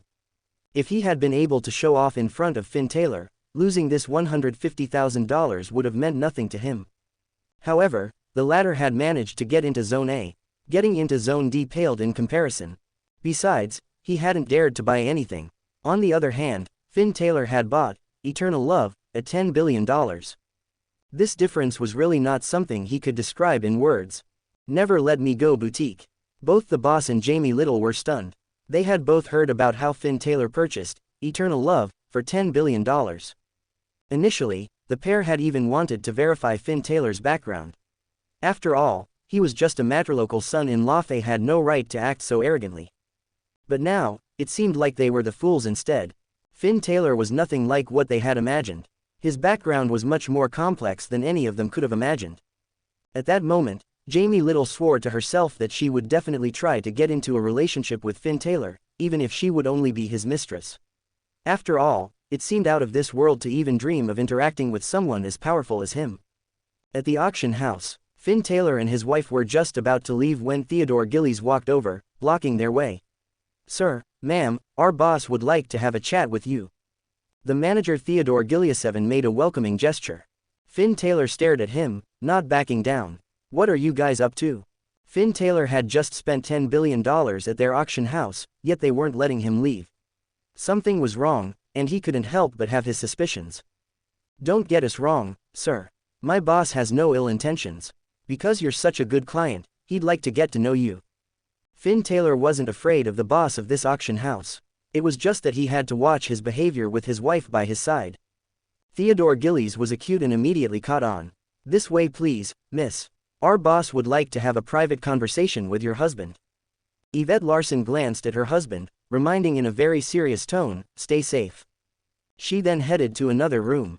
As for Finn Taylor, he followed Theodore Gillies into the room the latter's boss was in. But very quickly, Theodore Gillies left. As soon as Finn Taylor walked in, Liam Gillies got up on his feet. "Hello, please take a seat. Let me introduce myself. My name is Liam Gillies. I'm the head of Cupid Island's Gillies family." Finn Taylor nodded but didn't shake the other's hand. "Mr. Taylor, you were so decisive and generous earlier. You must have a good family background." Liam Gillies poured the other a cup of tea before trying to find out about Finn Taylor's background. "What are you trying to say?" Finn Taylor cut straight to the chase. "Mr. Taylor, you offended Terry Money earlier, and I'm afraid that you'll run into some trouble on Cupid Island. Of course, if you're willing to be friends with me, I'll definitely be able to help you solve this problem." Finn Taylor smiled. "Friends, let's wait for you to expand your business to Chicago before we talk about that." Someone who could fork out $10 billion at once for a necklace, no less had to have a powerful family backing him. The only reason Liam Gillies wanted to meet Finn Taylor was to strike up a relationship with a family like that. However, he knew nothing about which family Finn Taylor was from. Now that the latter had mentioned Chicago, Liam Gillies finally had some clue. Chicago, the Taylor family. His eyes widened all of a sudden. There's only one family in Chicago that is worthy of being called the Taylor family of Chicagoth Taylor family of Peregrine Hall. Peregrine? Liam Gillies asked hesitantly. What he got in reply was Finn Taylor's nod. A nod. He nodded. That means he's really from Peregrine Hall. "Sir, I won't accept your $10 billion. Please take it as a gift to the Taylor family." The Gillies family was just an ordinary family on Cupid Island that seemingly ranked second. But outside of Cupid Island, they had no standing at all. However, if they could get on the good side of the Taylor family and become part of Peregrine Hall, everything would be different. By now, Liam Gillies was no longer thinking about $10 billion but even more. "Liam Gillies, I hate people who take advantage of others. Since I've already offered you this $10 billion, I'll definitely give it to you. However, I want you to resolve that matter with the Money family. Finn Taylor naturally wasn't fearful of the Money family. They posed no threat to him. But if he were to let the Money family do as they pleased, he was worried that his wife would be implicated. Understanding his intentions, Liam Gillies nodded at once. As Finn Taylor and Yvette Larson left the auction house, the latter took with her several packs of snacks. To be honest, the past few days had been downright exhausting. Seeing the snacks in the lounge, Yvette Larson naturally didn't want to miss out on them and simply took them all with her. No sooner had Finn Taylor left than Liam Gillies received a call from Chicago. He was dumbfounded. Chicago? Could it be from the Taylor family? He picked up the call, his hands trembling. May I know who you are? Gremlin from Peregrine Hall. I was right. Emotions surged within his heart, yet he didn't understand how Finn Taylor could be that fast. I just finished speaking to him, and Peregrine Hall is looking for me right away. Hello, Sir Gremlin. Did that piece of trash spend $10 billion at your auction house? Huh, what's going on? Piece of trash? Was it not Finn Taylor who got this person from Peregrine Hall to contact me? Yes, someone did spend $10 billion here. Liam Gillies didn't dare to repeat the phrase, piece of trash. Hee, I heard that he offended the Money family at the auction house. I'm sure the Money family won't let him leave the island alive. He must have gone to ask for your help because you're the second most powerful family on the island. Of course, he might even have used the Taylor family or Peregrine Hall's name. Unfortunately, he's not a core member of either. Both the Taylor family and Peregrine Hall belong to Donovan Taylor. It'd be better for that piece of trash to just die on Cupid Island. Remember, if you kill him, I'll make sure that your family ranks among the top 10 families in Peregrine Hall. With that, the call ended. Liam Gillies was thrown into turmoil. It seems like things are different from what I thought. Finn Taylor is indeed from the Taylor family, but it looks like he doesn't hold a high position. That's why someone's out to kill him. Who should I choose to follow then? I might be able to enter Peregrine Hall in the future if I follow Finn Taylor, but that means that I'll definitely offend the Money family now. I'd also have to wait for Finn Taylor to cement his position in the Taylor family before I'd get to join Peregrine Hall. But if I follow Gremlin, I just need to make use of the Money family to kill Finn Taylor. Then, I'll enjoy benefits I'd never even dreamed about. Eventually, Liam Gillies made up his mind he was going to follow Gremlin. At the same time, Finn Taylor and Yvette Larson had arrived at the hotel. Finn Taylor immediately started packing up their things. Finn, why are you packing? Are we going back? No, we're going somewhere else. He was almost done packing. Just as the couple opened the door and was about to leave, they bumped into Jamie Little. Finn Taylor looked at Jamie Little and asked, "Do you know Wampus?" Hunter Sullivan. Finn Taylor nodded. I can trust Jamie Little. If Hunter Sullivan has told her about his identity as Wampus, she can't be an enemy. Let's go. Still in a state of confusion, Jamie Little followed behind Finn Taylor. With the two women, Finn Taylor drove to a dense forest in a secluded part of Cupid Island. There stood a wooden hut. Stay here for a few days. I need to resolve some matters. Yvette Larson's heart hurt when she heard those words. She knew that her husband had offended the Money family for her sake and was going to resolve that issue alone. Jamie Little, the photo shoot you've done for us was pretty good. I can tell that you've been trained in martial arts from the way you stand. Protect Yvette, and I'll make sure you'll never lack for anything once we return to San Francisco, Finn Taylor said in a serious tone as he turned toward Jamie Little. The latter could sense his sincerity through his eyes. She had initially been considering becoming his mistress to enjoy riches she could only dream of. But now, it was clear from Finn Taylor's gaze that her dreams would never come true. But even if she didn't become Finn Taylor's mistress, she'd still benefit from him as long as she protected Yvette Larson well. As such, she firmly nodded her head. Don't worry, leave this to me. Finn Taylor could similarly see the sincerity in Jamie Little's eyes, which showed that the latter was prepared to risk her life to protect his wife. He finally felt more at ease. After giving his wife some instructions, Finn Taylor headed out. He was naturally headed for the Money family's residence, but he didn't head there alone. He was sitting in Liam Gillies' car. Even up until now, Finn Taylor still believed that Liam Gillies was on his side. How was he to know that the latter had already betrayed him a long time ago and that his life was in danger at the present moment? Mr. Taylor, this is the Money family's residence. The car rolled to a stop in front of a large garden, and Liam Gillies pointed at it while introducing it to Finn Taylor. Finn Taylor nodded, got out of the car, and headed toward the main building. As Liam Gillies walked behind, his eyes were filled with malice. The moment Finn Taylor walked into the house, he spotted two men there, a young man and an old man. Finn Taylor had already met the young man earlier. He was Terry Money. It didn't take much for Finn Taylor to guess that the elder one would be the head of the Money family, Henry Money. Finn Taylor. Terry Money was evidently agitated and couldn't wait to take Finn Taylor down, but he was stopped by his father. "What are you doing? You should be more polite to our guests. Get some wine over." Of course, Terry Money didn't dare to go against his father. He had no other choice but to forget about beating the other up for now and grab some wine as his father had instructed.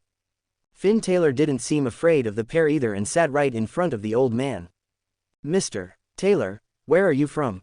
I heard that you got into a little conflict with Terry. Since we're sitting together today, why don't we have a drink and forget about what happened?" Finn Taylor knew that the other was trying to guess his identity and background. Identity and background? Me. I'm from the Taylor family of Chicago, and I'm Master Peregrine of Peregrine Hall. Forget that I used to scare Liam Gillies. It seems pointless to reveal my identity to this family. Thus, he remained silent. Very quickly, Terry Money brought the wine over and personally poured Finn Taylor a glass as though he was apologizing for his mistake. Yet, there was no way Finn Taylor would forgive the other this easily. Well, it wasn't a huge matter, but it wasn't a trivial one either. "I'm here on Cupid Island to take some wedding photos, and I chanced upon the Gillies family's auction house, so I bought Eternal Love for my wife. I didn't force them to sell it to me.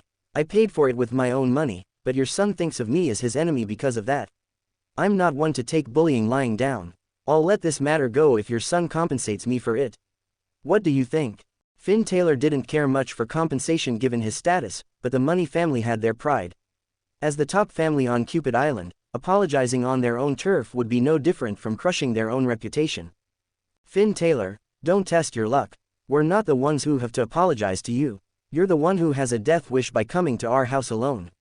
Terry Money clapped, and with that, more than a dozen men in black rushed in. Finn Taylor sneered inwardly. Do these people really think that they can defeat me? But just then, he felt a little dizzy. Something is wrong. I've been drugged, but nothing was wrong with that wine. I checked it, but it wasn't drugged. Why'd I suddenly feel so dizzy? Just then, Finn Taylor heard Liam Gillies laugh. He suddenly remembered eating an orange in Liam Gillies' car. The temperature in the car had been high, and the air had been dry, making him thirsty. It just so happened that there had been a few oranges placed beside him, so he took one for himself. This was a setup. There was nothing wrong with the wine, it was the orange. Finn Taylor had never in his life imagined that it would be Liam Gillies who would bring him down. The latter didn't try to hide it either. "That's right, I was the one." "Why?" Finn Taylor couldn't wrap his head around why. "Liam Gillies knows my true identity. It doesn't make sense for the latter to betray me. Someone in Chicago wants your head." With that, Liam Gillies whipped out a dagger, preparing to stab Finn Taylor in the heart. Stop him. What baffled Finn Taylor even more was that it was the Money family who had saved him. Henry Money had ordered the men in black to save him. "Liam Gillies, tell me. Who is he? Chicago. What does he mean?" Henry Money felt that there was more than met the eye. "Tell you? Why should I tell you? Henry Money, don't think that you'll be able to escape. Your son has already offended him. Either you kill him now, or he'll destroy your family once he leaves this place." Liam Gillies naturally wanted Finn Taylor dead. That was the mission he had received. This was why he dragged the Money family into the picture as well. "Henry Money, I'm killing him in your house now. Do you really think the Money family will be safe if he leaves this place alive and well?" Henry Money was stuck between a rock and a hard place. "Finn Taylor definitely holds a grudge against our family. Everything can naturally be settled by killing him, but something feels amiss about the secret Liam Gillies is hiding. If he kills Finn Taylor, I might very well have to take the fall for him. Take Finn Taylor to the dungeon." Eventually, Henry Money decided to spare Finn Taylor's life. However, he wasn't going to let the latter off so easily either. It was pitch black in the darkness, and Finn Taylor couldn't even make out his fingers in the dark. Yet, he wasn't worried. After all, he would soon get past this dizziness. Once he recovered, there was nothing the Money family could do about him. However, he fervently prayed that nothing would happen to his wife before he awoke. Yet, no sooner had Terry Money thrown Finn Taylor into the dungeon than he drove toward Finn Taylor's hotel. As soon as Terry Money realized that there was nobody to be found at the hotel, his expression was filled with rage. He then turned the entire hotel room upside down. What scum, they already escaped. While Terry Money was arrogant, he was no fool. Since there was nobody around, Finn Taylor must have sent his wife elsewhere. However, he didn't know where exactly that might be. But he suddenly got an idea. He had spent a good deal of time getting someone to look into Finn Taylor the previous day. What he had learned was that Yvette Larson had taken her wedding photos while dressed in lilac. Papillenwick was famous on Cupid Island. As such, he headed to Never Let Me Go at once.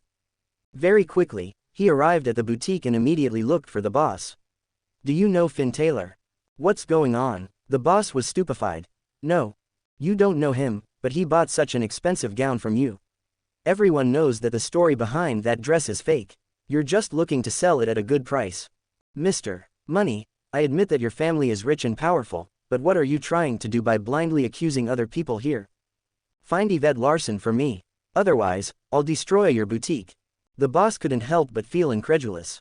Go ahead then. Your family might be rich and powerful, but you have to be fair too. I've done nothing against you, so why should you destroy my boutique? Nothing against me. Finn Taylor offended me, and he spent so much money at your boutique.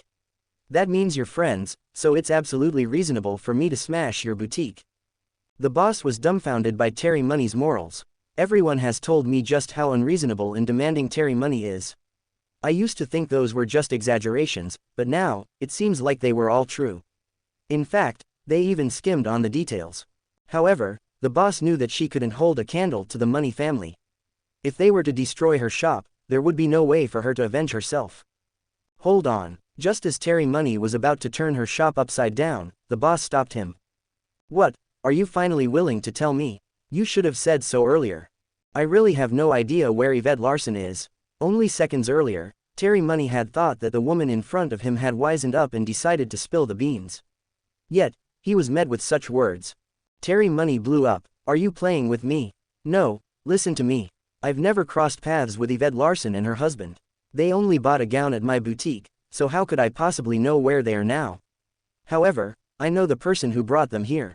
I can give her number to you, and then it's up to you to find her location from there. Under duress, the boss eventually caved in and handed Jamie Little's phone number over to Terry Money, who immediately rushed out. Given his background, it didn't take much effort for him to find people who could locate Jamie Little through her phone. He then made a call to her. At that very moment, Jamie Little and Yvette Larson were on guard in the hut. The sudden ringtone unnerved the pair, and neither of them knew whether to pick it up. Should we pick it up? It's an unknown number. Jamie Little asked the other for her opinion. It should be fine. It might be from Finn. All right then. Jamie Little then picked up the call. Hello. The caller on the other end said nothing, but they heard the sounds of a keyboard being tapped furiously. What's going on? For some reason, Yvette Larson felt ill at ease and immediately hung up the call. Fuck, why did she hang up? How's it going? Did you secure a location? Seeing that the other had hung up within seconds, Terry Money was frantic. His greatest worry was that the call had been too short for them to trace the other's location. Did you find it? Hurry. Terry Money was incensed now that a couple of minutes had passed with no result in sight. Don't worry, Mr. Money. We're getting there. Just then, someone spoke up. Terry Money rushed over and took a glance at the computer, yet he understood nothing from the string of numbers on the screen. He sneered. Here. The person who had called him over pointed at a spot on the map. Let's go. Earlier on, Yvette Larson's elegant and slender figure had run through Terry Money's mind 1,000 times. He was now getting more impatient to get his hands on her. As the car drove along, Terry Money glanced at the map, scolding, fuck. He hid them here. Within the wooden hut, Yvette Larson glanced at the phone, feeling as though something was amiss.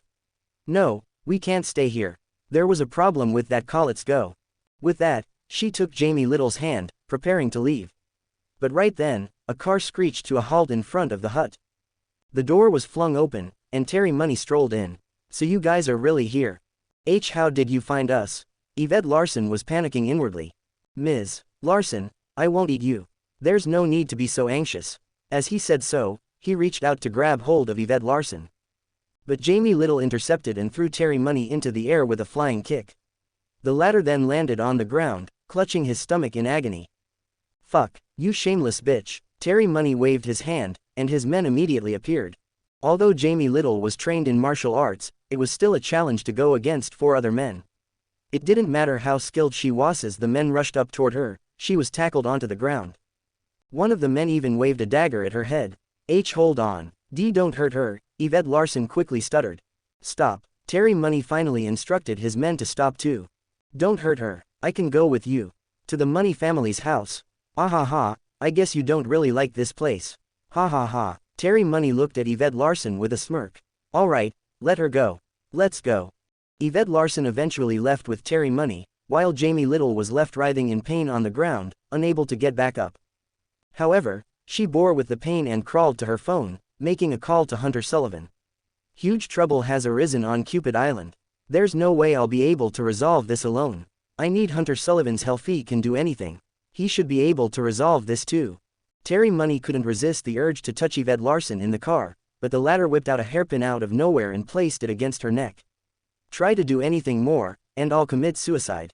Terry Money had already lost his patience, yet he had never expected her to threaten him with death. Left with no other choice, he could only give up for now. He had no intention of playing with a corpse. Once we reach home, I will have a million ways of making Yvette Larson submit to me. Within the wooden hut, Jamie Little's call got through to Hunter Sullivan. Jamie, why are you so free to call me? How's the shoot with Finn Taylor and Yvette Larson going? I'm telling you, you'd better do a good job. If they're satisfied, you'll definitely get a huge bonus. At this point in time, Hunter Sullivan still had no clue about what had happened. Hunter, there's been some trouble on Cupid Island. What kind of trouble could there possibly be? Did you ruin the shoot? It's not about the shoot. Finn Taylor offended the Money family of Cupid Island, and he's missing now. Yvette Larson was kidnapped by them too. What? Hunter Sullivan had been lying on the sofa, catching up on the latest drama series, but the other's words made him leap straight up from his seat. Yvette Larson has been kidnapped by the Money family. Hunter Sullivan wasn't the slightest bit worried about Finn Taylor's disappearance. Nothing would happen to the latter. But Yvette Larson is different. If the Money family do something to her, Hunter Sullivan didn't even dare to imagine Finn Taylor's fury. The latter had the best background anyone could possibly imagine, yet he had chosen to suffer humiliation at the Larson family's hands for Yvette Larson's sake. He could endure anything for her. He would probably erupt if anything happened to his wife, and the consequences were beyond what Hunter Sullivan could even imagine. Go to the airport now. I'll be right there. Hunter Sullivan then hung up the call and called the rest of the 4 guardians, telling them about what had happened to Finn Taylor. Of course, their attitudes were no different from Hunter Sullivan. Let's set off right away. The 4 guardians had once been the lowest-ranking men in Peregrine Hall. The only reason they had risen to the positions of Horned Serpent, Wampus, Thunderbird, and Pukwudgie was their skills. They weren't useless pieces of trash. It was just that there had been no need for them to personally use their skills ever since ascending to their current positions. But that would change today. Cupid Island Airport. A plane landed, and the 4 guardians alighted from it. By then, Jamie Little had already been waiting there for a long time. Although the 4 guardians had already mentally prepared themselves along the way here, the Money family hadn't gone easy on Jamie Little. Her appearance shocked them. She was bruised all over. Scoundrel. Hunter Sullivan swung his fist in the air, a loud whoosh evident. Come on, let's go to the Money family's house. Cupid Island, the Money family's residence. Terry Money led Yvette Larson into the dungeon. Click. The light flicked on and landed on Finn Taylor, who couldn't see a thing after being in darkness for a long time. But Yvette Larson, who had just arrived, could. She rushed up to her husband and took him into her arms. Finn Taylor's first reaction was to push the other away and put up his guard after being locked in a dungeon. But the moment his arm landed on his spouse, his heart thumped because he felt a trace of warmth. Yvette, is that you? Although Finn Taylor couldn't see anything, he was almost certain that this was his wife Yvette Larson. He took her into his arms. As his vision cleared and he got used to the light, the woman in his embrace became clearer. Yes, it was Yvette Larson who he had been worried about. Why did you get kidnapped? Are you feeling all right? Yvette Larson looked at her husband worriedly. He shook his head. I'm fine. What could possibly happen to me? Terry Money couldn't help but clap his hands. How moving. Unfortunately, this is going to turn into a tragedy now. Yvette Larson, I'm guessing you don't want to see your husband die here. As long as you do as I say, I'll let him off. Think about it carefully. With that, Terry Money pressed a button on the wall, and a large iron gate fell to the ground, trapping Finn Taylor and his wife inside. As for Terry Money, he simply waited. He had used such a method countless times and had witnessed many couples that eventually chose to save themselves in the face of trouble. In the end, Either the man would take the initiative to send his wife to Terry Money, or the woman would cave in and give herself to him. Either way, Terry Money had never lost out. Along the way to look for the Money family, Hunter Sullivan asked Jamie Little about the family. "Jamie, tell me more about the Money family." The Money family is the most influential family on Cupid Island. The one who kidnapped Yvette Larson is the family's young master, and Finn Taylor got into a tussle with him because of the auction. After hiding us well, he went to look for Terry Money. But he went missing for some reason, and Terry Money found us. "Oh right, the family head is Henry Money." Just then, Zachary Kennedy cut in. "Henry Money, 54 years old, is he from Yukon?" Jamie Little paused and turned to the other. "That's right, do you know him?" He narrowed his eyes but said, "No, it's nothing much." Everyone then turned to Zachary Kennedy, full of doubts. However, they dared not broach the topic since the latter hadn't said anything. To be honest, the other three guardians were very curious about Zachary Kennedy too. They had all been through life and death battles to get to their positions, yet all they knew about the latter was that he was good at technology. They knew nothing else about him. But logically speaking, it wouldn't be possible to get to where he was with only technological skills. This meant that Zachary Kennedy was definitely keeping some secrets. However, nobody knew exactly what they were. Earlier on, they could all tell from his abnormal behavior that this secret was about to be revealed. Very quickly, they arrived at the Money family's residence. "Go look for them, I have something to do." As he said so, he headed to a building alone. Hunter Sullivan glanced at the other. "Shall we follow him?" Logan Yates shook his head. "It's been decades. Don't you know that he's with us?" The Money family's residence was humongous and had several buildings. The other three guardians split up to look for the couple, but it was to no avail. As for Zachary Kennedy, he headed straight for one of the buildings, or rather, a specific room. There, Henry Money was seated, yellowed photograph and a cigarette in his hand. It was a family portrait with Henry Money in it. This photo had been taken some 4 decades ago. At that time, he was no more than a teenager of 14 years. A family portrait was usually heartwarming, yet Henry Money couldn't help but feel terror every time he looked at this photo. After all, he was the only one in that photo that was still alive. At that time, his eldest brother had met a woman he never should have, someone else's wife. The next day, that man came looking for him, killing everyone from the Money family. Henry Money had been the youngest in the family and the only one who was yet to come of age. It was only because he had given that woman something to eat when she had first been caught by his brother that the man had chosen to let him off.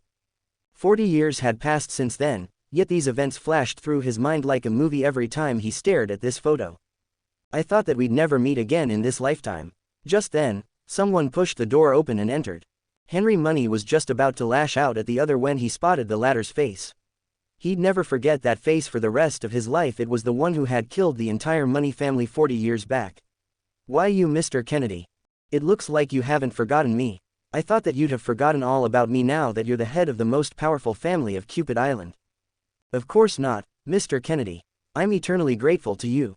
"Eternally grateful? I killed your entire family, so why would you be grateful to me?" The other three guardians had never seen Zachary Kennedy make a move.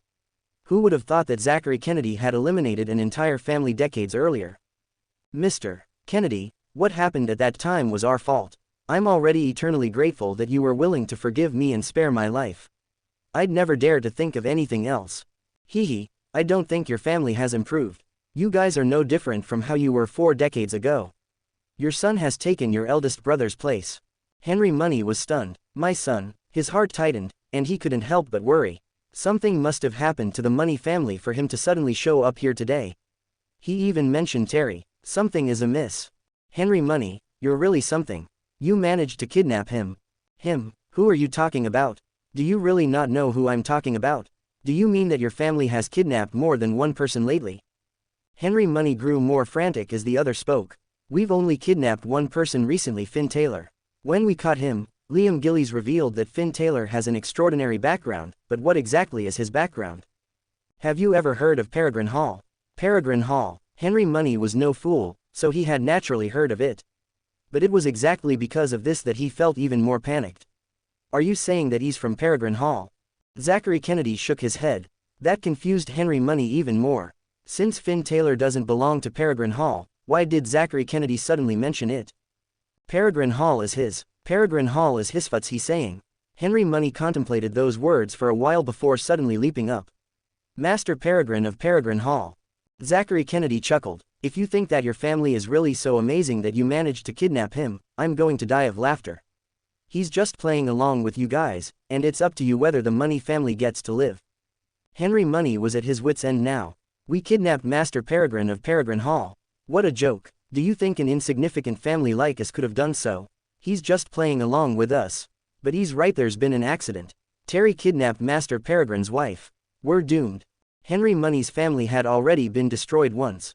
At that time, the root cause had been a woman. Come with me. Without any hesitation, Henry Money led the way toward the dungeon. Zachary Kennedy followed behind him, coldness in his eyes. The person standing in front of him had been the only survivor of his entire family. At that time, it had been his eldest brother who had kidnapped Helen. As she took her last breath, Helen had begged him not to make things difficult for the young child. Zachary Kennedy narrowed his eyes. Ever since that incident, I have never once used my martial arts skills ever again.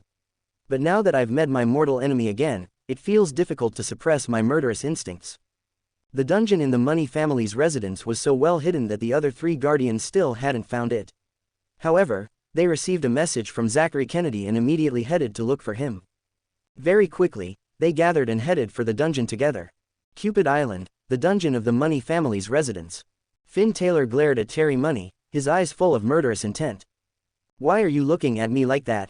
Just kill me if you can. Terry Money had no fear of the other. He knew full well just how heavy the iron gate was. Even if Finn Taylor was a god, there was no way he'd be able to smash that gate. Yet, Terry Money remained unaware that he had already tested the other man's limits. He had thought that he had successfully captured Finn Taylor, yet the latter had something else in mind. To let Liam Gillies get Gremlin to Cupid Island. He was going to kill Gremlin here. Everything had been going to plan until something happened. That boss had provided Terry Money with a phone number. Finn Taylor threw a kick against the iron gate. Clang. It flew out, knocking Terry Money over. In an instant, the latter's whole body was dripping with blood. How did you? By now, Terry Money was lying on the ground, paralyzed. Right at that moment, Henry Money and the others arrived. Dad, you're finally here. He beat me up. Hurry up and get people here. I'm going to kill him. I'm going to play with his wife with him here. Even now, Terry Money was still tempting fate. His words were enough to send him to his grave. Bang. There was no hesitation before Henry Money slapped his son right in the face. He then fell on his knees, kowtowing before Finn Taylor. Master Peregrine, please be magnanimous. Henry Money had still held out some hope earlier on, but now that he had witnessed his son's behavior, he had lost all hope. All he could do now was make a desperate plea. Master Peregrine, that's Master Peregrine we're talking about. Of all people, why did you have to offend Master Peregrine Finn Taylor? Do you know that you've destroyed the entire Money family? Henry Money's eyes were filled with despair. He knew exactly what was going to happen because he had once experienced it. 40 years ago, the Money family had died out in the very same way. Was history going to repeat itself 4 decades down the road?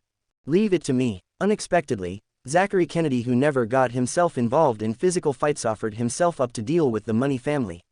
Henry Money, it's been 40 years since I've made my move. But since I stopped with you, I'll start again with you. Zachary Kennedy flew toward Henry Money. But right then, Terry Moniho was still lying on the ground, suddenly charged forward, stabbing the dagger in his hand into Finn Taylor's leg. Nobody had ever expected that. After all, everyone thought that he was just a coward. Earlier on, Zachary Kennedy had already said that he would handle the matter. With that, Finn Taylor had turned to leave with the others and had thus not paid any attention to whatever was going on behind him. Yet, Terry Money had drawn blood from Finn Taylor while Zachary Kennedy was distracted. With exceptional speed, the latter killed Terry Money with only one punch, yet it was too late. Finn Taylor had already been hurt. Master Peregrine, Zachary Kennedy couldn't help but feel frantic inwardly. I was the one who created this situation, and I had already said that I'd take care of the issue. Yet, this happened at him entirely to be blamed. Kill them. Not a single member of the Money family survived past that night. Initially, Finn Taylor had intended on looking for Liam Gillies to get his revenge, but his wound bled non-stop. Spotting the heartache in his wife's gaze, he decided to return to San Francisco with her. He would get his revenge at a later time. The moment they returned to San Francisco, he headed straight for St. Cloud Hospital. This was meant to be a secret, but he unfortunately bumped into Eleanor Larson, who was at the hospital for a checkup. The moment she spotted the other, she immediately contacted her cousin, Quince Larson. San Francisco, Quince Larson's house. He was completely relaxed, gaming while drinking a cup of coffee. He hadn't been to the office in days because of his frustration, and the cause of his frustrations was that the business circle in San Francisco had undergone a drastic change. A whole bunch of companies had suddenly gone bankrupt, yet the Gold family hadn't chosen to acquire those businesses. Instead, Yvette Larson's company had. By right, her company should have no employees or money. How did she suddenly get so many talented employees? Quince Larson had tried to acquire those businesses too and had even splurged on it. But no matter how much he forked out, it was always the Larson Corporation that eventually won the bid. Just like that, the Larson Corporation became the second largest company in all of San Francisco, second to only the Gold Corporation. Even though Quince Larson's company had $10 billion worth of assets, they could only be considered the third largest company in the city. This annoyed Quince Larson greatly, so much so that he stayed home for several days. Just then, Eleanor Larson arrived. "Aren't you going to work?" "No, it's too annoying." "Let me tell you something, then it might cheer you up." "Nothing will help. Yvette Larson and Finn Taylor are back from their trip." "So what? What does that have anything to do with me? Even if they come back, their company is bigger than mine." "Don't be in such a hurry. Hear me out. The first thing they did upon coming back was visit the hospital, not return home."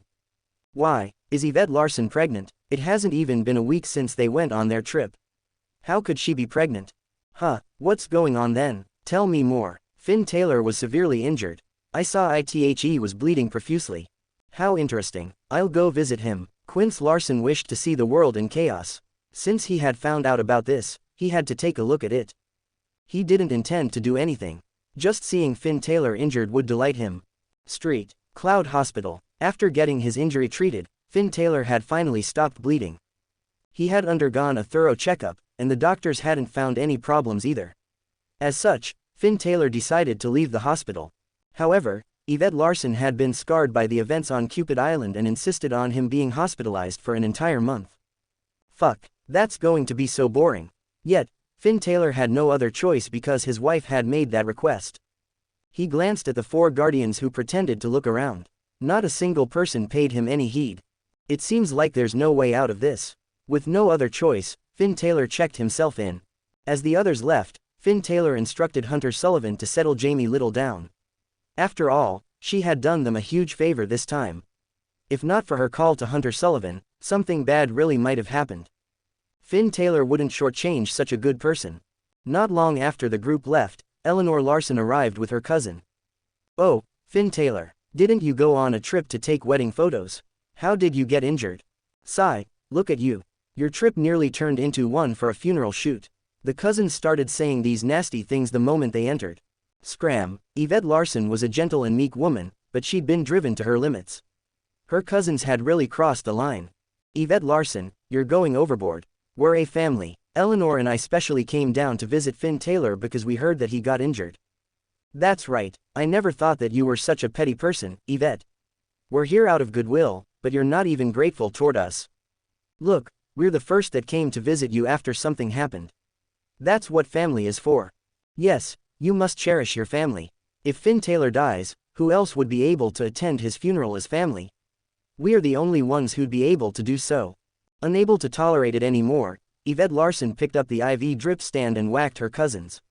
She knew full well just how much Finn Taylor had sacrificed to save her. She would tolerate insults hurled at her but not at her husband. Moreover, it was Quince Larson and Eleanor Larson who were the culprits. Everyone knew exactly just how her cousins were, and it was clear they weren't here with any good intentions. In that case, there was no need for them to remain here. It irked her to see them. Without any help from her husband, Yvette Larson chased her cousins away. Finn Taylor couldn't help but chuckle when he saw his wife huffing. "Why did you get upset with them? It's annoying that they came to poke fun at us. They didn't even have anything nice to say." "Ha ha ha, what are you laughing at?" "At the two of them. They're really something to have upset our Yvette into saying such things." It was only then that Yvette Larson returned to her senses and realized that she had ruined her image. "Don't laugh, it's all your fault." As expected, Finn Taylor was whipped for his wife and immediately shut up. Just then, Two other people arrived at the hospital: Clarine Landon and Willow Stone.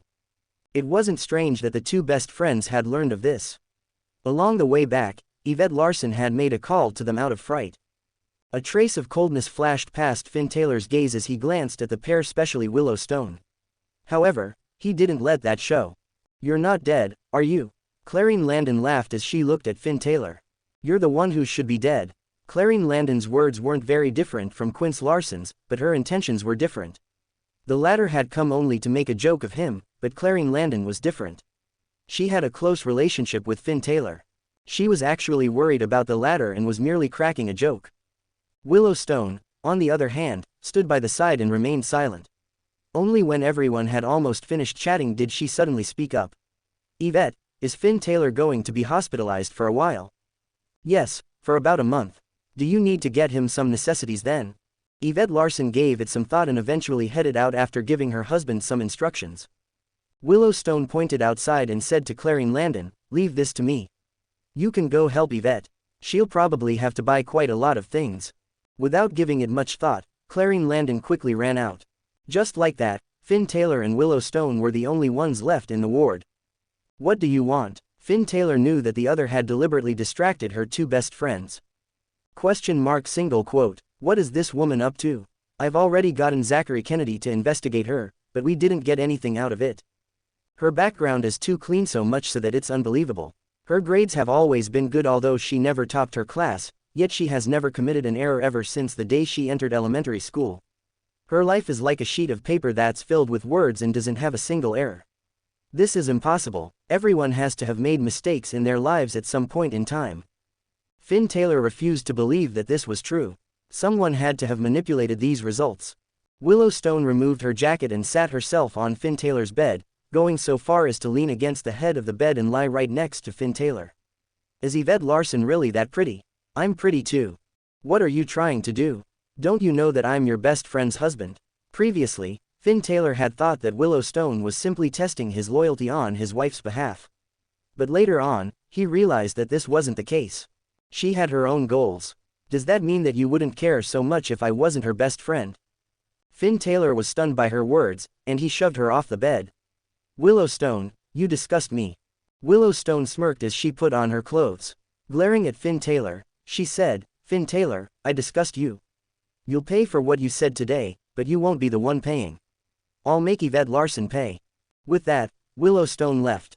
Not long after that, Yvette Larson and Clarine Landon returned. "Hey, where's Willow?" Yvette Larson asked, not seeing the other in the room. "Oh, she has something to attend to, so she left." Willow Stone's tone infuriated Finn Taylor. "My wife is my weak spot. I'd never let anyone bully her. Willow Stone has crossed a boundary, but I can't afford to let Yvette know of my plans as of yet. If I can deal with this matter well without her knowledge, she might not get so upset." San Francisco, Hunter Sullivan's house. All four guardians were present, and their eyes were all on Zachary Kennedy. The question in everyone's mind was, who is he? The skills he'd displayed earlier on shocked them.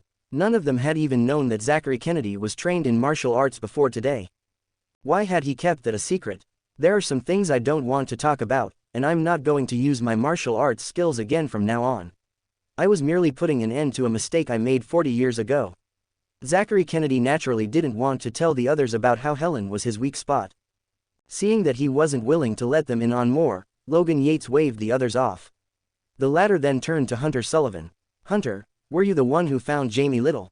"That's right. Yvette Larson said that it was because of Jamie Little answering the call that they were found." "Can we really trust her?"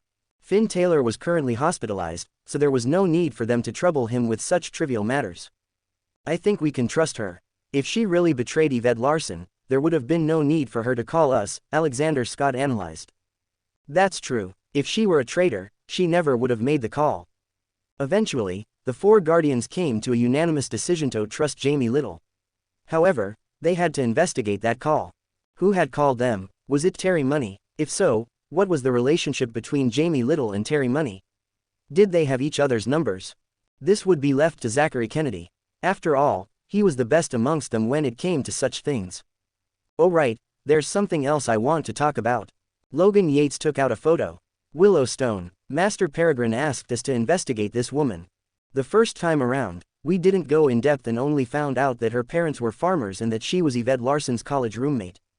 The second time around, the results seemed much more suspicious. Her grades were always good although she never topped her class.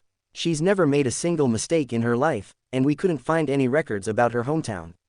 At least, we weren't able to find her childhood home. We also couldn't get any records about her childhood friends, classmates, or teachers. Something is amiss. Zachary Kennedy was the first to investigate Willow Stone, and he realized that he didn't have much on hand. That stumped all four guardians. Willow Stone had to have an impressive background if even Zachary Kennedy couldn't check on her. In the end, the four guardians joined forces to conduct a second round of investigation. Yet, they didn't get much more information. Finn Taylor had gotten into trouble right at that moment, and the four guardians had put that matter aside to head for Cupid Island. But now that they were back, Logan Yates brought the matter up once again. Do you think that her family could be overseas since we couldn't even find anything about her? I remember Master Peregrine saying that she's been living abroad, Hunter Sullivan suggested.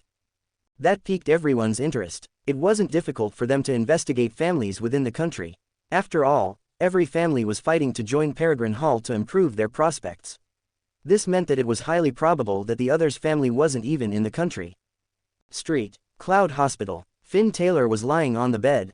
Dear, I think I can be discharged. Look, I'm not bleeding anymore.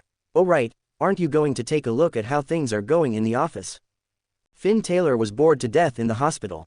There had been no need for him to even be hospitalized. He was only here because his wife had been too worried. But now that he'd recovered, he wanted to be discharged as soon as possible. Unfortunately, his wife didn't agree to it. No, absolutely not. Don't you know your condition the best? Yvette Larson vehemently denied her husband's request. She could clearly see his injury, and the scar frightened her. How can he possibly say that he's fine? There's no way he's fine. The company didn't mean much to her now. I'm serious. You should go take a look in the office. You'll be shocked for sure. What's there to see? Finn Taylor wasn't lying. Yvette Larson would definitely be stunned if she were to return to the office now.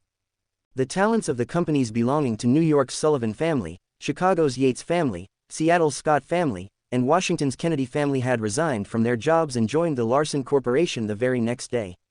This meant that the Larson Corporation had suddenly been revived. With their help, the companies of those who had offended Finn Taylor in the past went bankrupt within the short span of a week. Now, the Larson Corporation was the second largest company in all of San Francisco. Wouldn't Yvette Larson be shocked to learn of that? No, I'm serious. There's no need for you to return. Since we're not doing anything, why don't you make a call to the office? Finn Taylor had set this up. Yvette Larson knew that her husband's injuries weren't very serious either. She was only anxious because she felt apologetic toward him. As such, he had to turn her attention away from him. Right after Finn Taylor said so, Yvette Larson made a call to her secretary. Ms. Larson, are you back from Cupid Island? I'm telling you that our company has undergone a major change. Hurry back and have a look. What's wrong? Yvette Larson was confused, and her mind was bursting with questions. What's happened to the company? Ms. Larson, those companies that previously put us on the spot have gone bankrupt. In fact, we even managed to acquire them. Bankrupt, acquired, what's going on? Yvette Larson was befuddled. Those companies had been fine just before my trip. In fact, it was my own company that seemed to be on the verge of collapsing. Why have the tides suddenly turned? Ms. Larson, the very next day after you left San Francisco, a whole bunch of talents joined our company. They were the ones who managed to bring our company to where we are the second largest company in San Francisco. Second largest? How can that be? It's truer the second largest. After those companies crumbled, other companies tried to look to the Gold family for help, but they refused. In the end, they came knocking on our doors. That's how we managed to acquire all of them. Yvette Larson's call went on for half an hour. With every sentence that the secretary said, Yvette Larson got more shocked. Finally, she hung up and turned to her husband. Can you really be discharged? Finn Taylor couldn't help but smirk inwardly. She obviously wants to go back to take a look at the company but feels embarrassed because of what she said earlier. That's why she's asking me that question now. Oh no, my leg suddenly hurts. I don't think I can be discharged now. Ha, stop acting. Hurry up and leave with me. Finn Taylor giggled. All right, but you have to carry me out. Yvette Larson's whole face flushed beet red the moment she heard her husband's words. Carry him? We haven't even been that intimate before, but it looks like I have no other choice. This was what led to that miraculous sight at St. Cloud Hospital. Petite Yvette Larson staggered out of the hospital with Finn Taylor on her back. But once they walked out of the hospital, Finn Taylor quickly got off her back. "Are you tired?" "No," Yvette Larson blushed even more as she replied to him. "Why did you insist on me carrying you out? Don't you owe it to me? I owe it to you." "Why?" Yvette Larson was stumped, not understanding what her husband was getting at. "Don't grooms usually carry brides on their backs during their weddings? I'm a matrilocal son-in-law, so it's only right that you carry me." Fuck. Still squabbling, the couple arrived at the Larson Corporation. Along the way, Yvette Larson had asked her husband if he had anything to do with the new employees. Finn Taylor didn't try to hide it and simply admitted that he had found them. Of course, Yvette Larson didn't pursue the matter but made a mental note to herself. After arriving at the office, Yvette Larson was overwhelmed by dozens of different reports. After all, the Larson Corporation had expanded almost 100-fold, and every department needed to report the changes to her. She couldn't help but feel a throbbing pain in her head. It was then that she realized that it wasn't all that glamorous to run a large corporation. She felt utterly miserable. About that stop for a moment. Finn Taylor spotted his wife's discomfort right away. He knew that the latter was trying her best, but she'd never been exposed to such topics in her life. Besides, the company had suddenly grown overnight. It was impossible for her to accept and understand everything at once. "Bring David Sullivan over," Finn Taylor instructed the employee. The latter was stunned for a moment. David Sullivan is the most brilliant among the new employees. Finn Taylor actually knows him by name. The man in question was very quickly brought over, and he bowed respectfully to Finn Taylor. "Did you call for me, Mr. Taylor?" "Yes, you'll be in charge of the company matters from now on." "All right, Mr. Taylor, you don't have to read these reports out to us anymore. Look for David Sullivan if you need anything." Finn Taylor then chased everyone out of his wife's office. Only when the couple was left alone in the office did Yvette Larson look at her spouse in embarrassment. "Finn, am I very useless? I can't even handle these things alone." Finn Taylor chuckled and asked, "Do you have wings?" "No." "Do you have supersonic legs?" "No." "Do you have gills?" "No." "Why, that's right, you might not have wings, but you can fly thanks to airplanes. You might not have supersonic legs, but you can speed over 100 miles per hour thanks to cars. You might not have gills, but you can cross rivers and seas thanks to boats. You have to change your mindset as the company grows. There will be many more businesses involved. There's no way you'll be able to deal with everything yourself. You'll need others to help you manage the company. The only thing you need to do is to manage those people well," Finn Taylor patiently advised his wife. "Is David Sullivan really that impressive? You can take a look at his resume." With that, Yvette Larson quickly searched up David Sullivan's resume on the company's intranet. He had first joined the Sullivan Corporation of New York in 2003. Within a year, he had been promoted to a managerial position because of his outstanding performance. He had then been promoted to deputy CEO within another year. Less than 3 months after that, the board of directors had unanimously voted him into the position of CEO after the previous CEO stepped down. After taking over the company, he doubled the company's revenue within a year. Yvette Larson couldn't help but marvel at that. "He's really amazing. David Sullivan did what others would never be able to do in only 3 years. His surname is Sullivan too. Is he Hunter Sullivan's relative?" Yvette Larson couldn't help but wonder if he had any relation to Hunter Sullivan. If he didn't, this man had to be truly outstanding to make such a huge career progression in such a short span of time. "No, he isn't, but so what even if he was? Do you mean that one shouldn't help relatives out even if they're brilliant to begin with? I'm sure you can search the Sullivan Corporation's revenue up. Do you think that David Sullivan isn't worthy of being the CEO?" Yvette Larson didn't know how to refute that. Finn Taylor was right. "Does that mean that I can leave the running of the company to him in the future? Aren't you afraid that he'll get too ambitious and want the company for himself? Weren't you the one who recommended him for this job?" "Yes, but can I ensure that he won't get overly ambitious?" "What should I do then?" "Find at least 3 other employees who can compete with David Sullivan and promote them to the position of deputy CEO. Tell them that they'll immediately be made CEO if they find anything wrong with David Sullivan." Although Finn Taylor was sure that David Sullivan was part of Peregrine Hall and wouldn't betray him, he still said so because he wanted his wife to have something to do. That way, she wouldn't feel as though she was just a useless figurehead. Besides, he could use this opportunity to train her. The next day, Finn Taylor and Yvette Larson set off to find Jamie Little to express their gratitude, as well as to take a look at their photos. Although they hadn't managed to complete the shoot on Cupid Island, they had gotten quite a substantial number of photos. They had hired Jamie Little to take 1,000 photos. An average couple wouldn't even take 100. In those few days, they had shot over 300 photos, which was more than sufficient. Jamie Little's studio was decorated in a vintage style, which made Finn Taylor and Yvette Larson feel right at home. As the couple entered, Jamie Little was in the midst of developing some photos. "You're here." She put down what she was working on and walked over. "Oh, what did you guys bring?" Finn Taylor felt a little sorry toward the other because she had gotten injured for their sake. Although he had already instructed Hunter Sullivan to compensate her monetarily, Finn Taylor had still chosen to buy her some additional tonics. "Where are the photos?" Finn Taylor wasn't a wishy-washy person, and he simply shied away from the topic. "The photos are here, you guys can look through them and pick out a few," said Jamie Little as she brought a tablet over. She opened an album and handed the tablet to Yvette Larson. "Just favorite the ones that you guys like best." With that, Yvette Larson dragged her husband aside. She liked every photo that they had taken. "Wow, this is tough. I like every single one. What shall we do? Why don't we choose all of them?" Finn Taylor didn't know much about such things. "That's ridiculous. Who has so many wedding photos?" "Take your time then." As the couple browsed through the photos, Jamie Little headed back to develop her photos.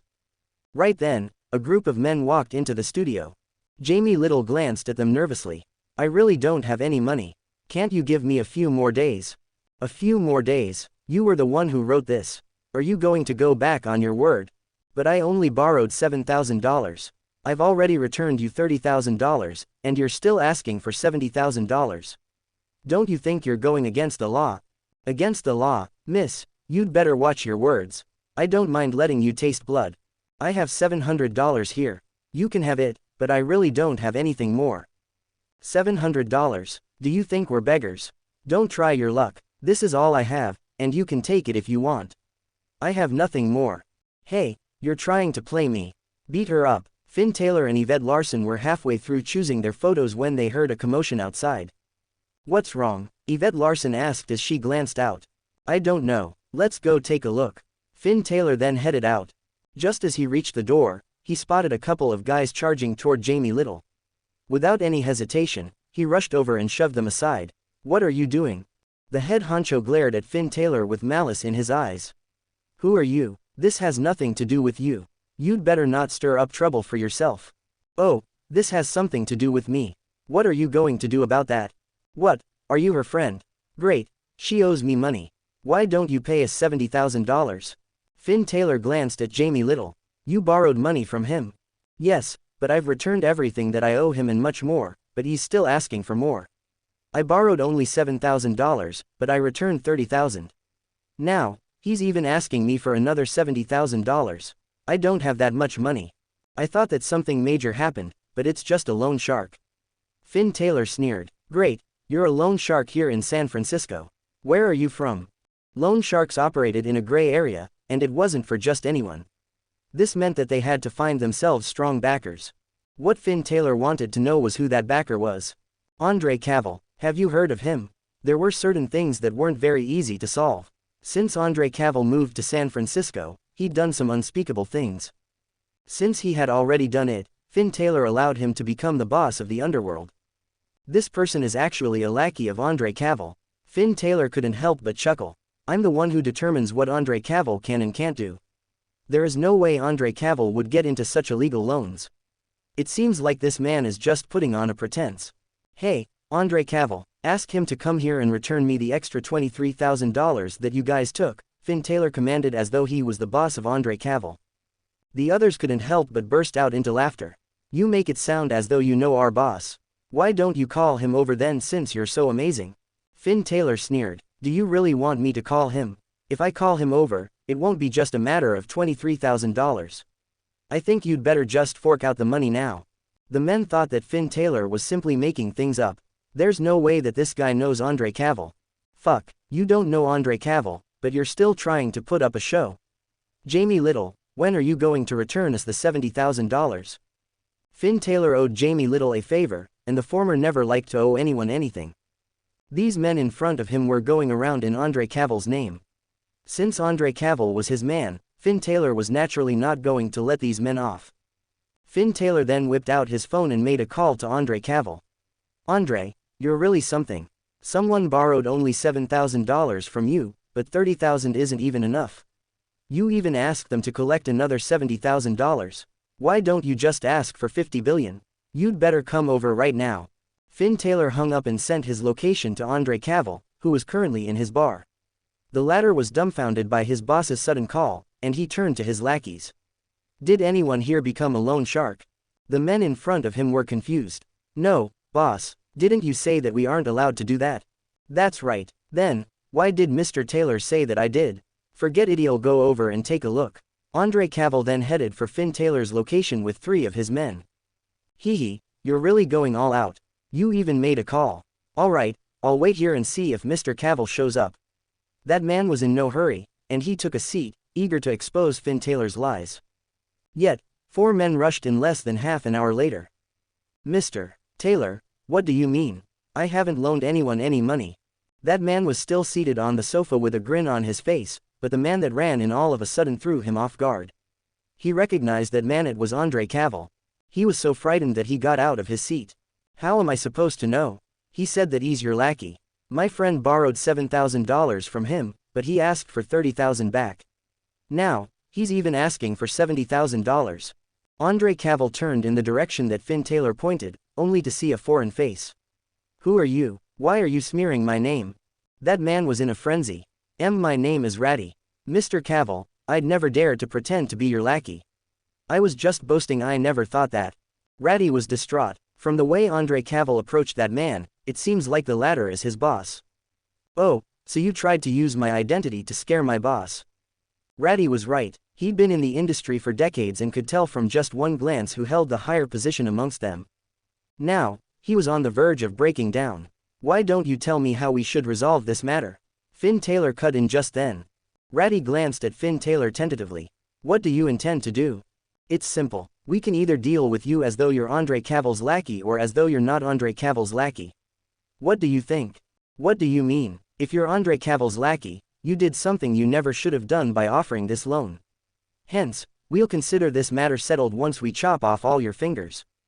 Fuck. Shock, utter shock. Ratty felt as though he was going to vomit blood, and he asked cautiously, what if I'm not Mr. Cavill's lackey?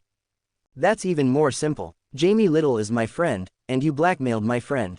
Either you pay her tenfold, or you disappear from the face of this earth right now. Take your pick. It was only then that Ratty realized just how deep a trouble he had gotten himself into. Disappearing from the face of the earth means that I'm going to get killed. Ratty had no doubts that the other would make that happen. Given Andre Cavill's abilities, it wouldn't take much for him to do so. I'll pay. Alright, from the $7,000 that she first borrowed, the $30,000 that she returned, and the $70,000 that you asked for, the total is $107,000. Tenfold of that would be $1.07 million. When are you going to return her that money? Utter shock. Ratty was dumbfounded by Finn Taylor's calculations. That woman had only borrowed $7,000 from me. If I were to return tenfold of that, it'd only be $70,000. Why has that become $1.07 million with this man's calculations? $1.07 million. Did you make a mistake? Ratty was stumped. That's an incredible sum of money. Oh, that's right, I guess I was wrong. Ratty finally let out a sigh of relief upon hearing that. I knew that couldn't have been right. You have to return the $30,000 that my friend paid you too. The total is $1.1 million. Remember to return the money to her by today. Finn Taylor then patted Andre Cavill's shoulder. I don't know him, but he said that he's under you. I'll look for you if I don't get that money by the end of today.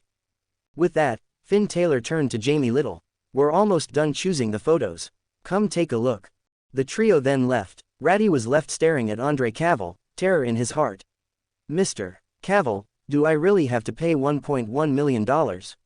I don't have so much money. That's fine. It's good enough that you're worth $1.1 million. I'll ask my men to be quick in ending your life. Ending my life. Ratty's legs gave way when he heard that.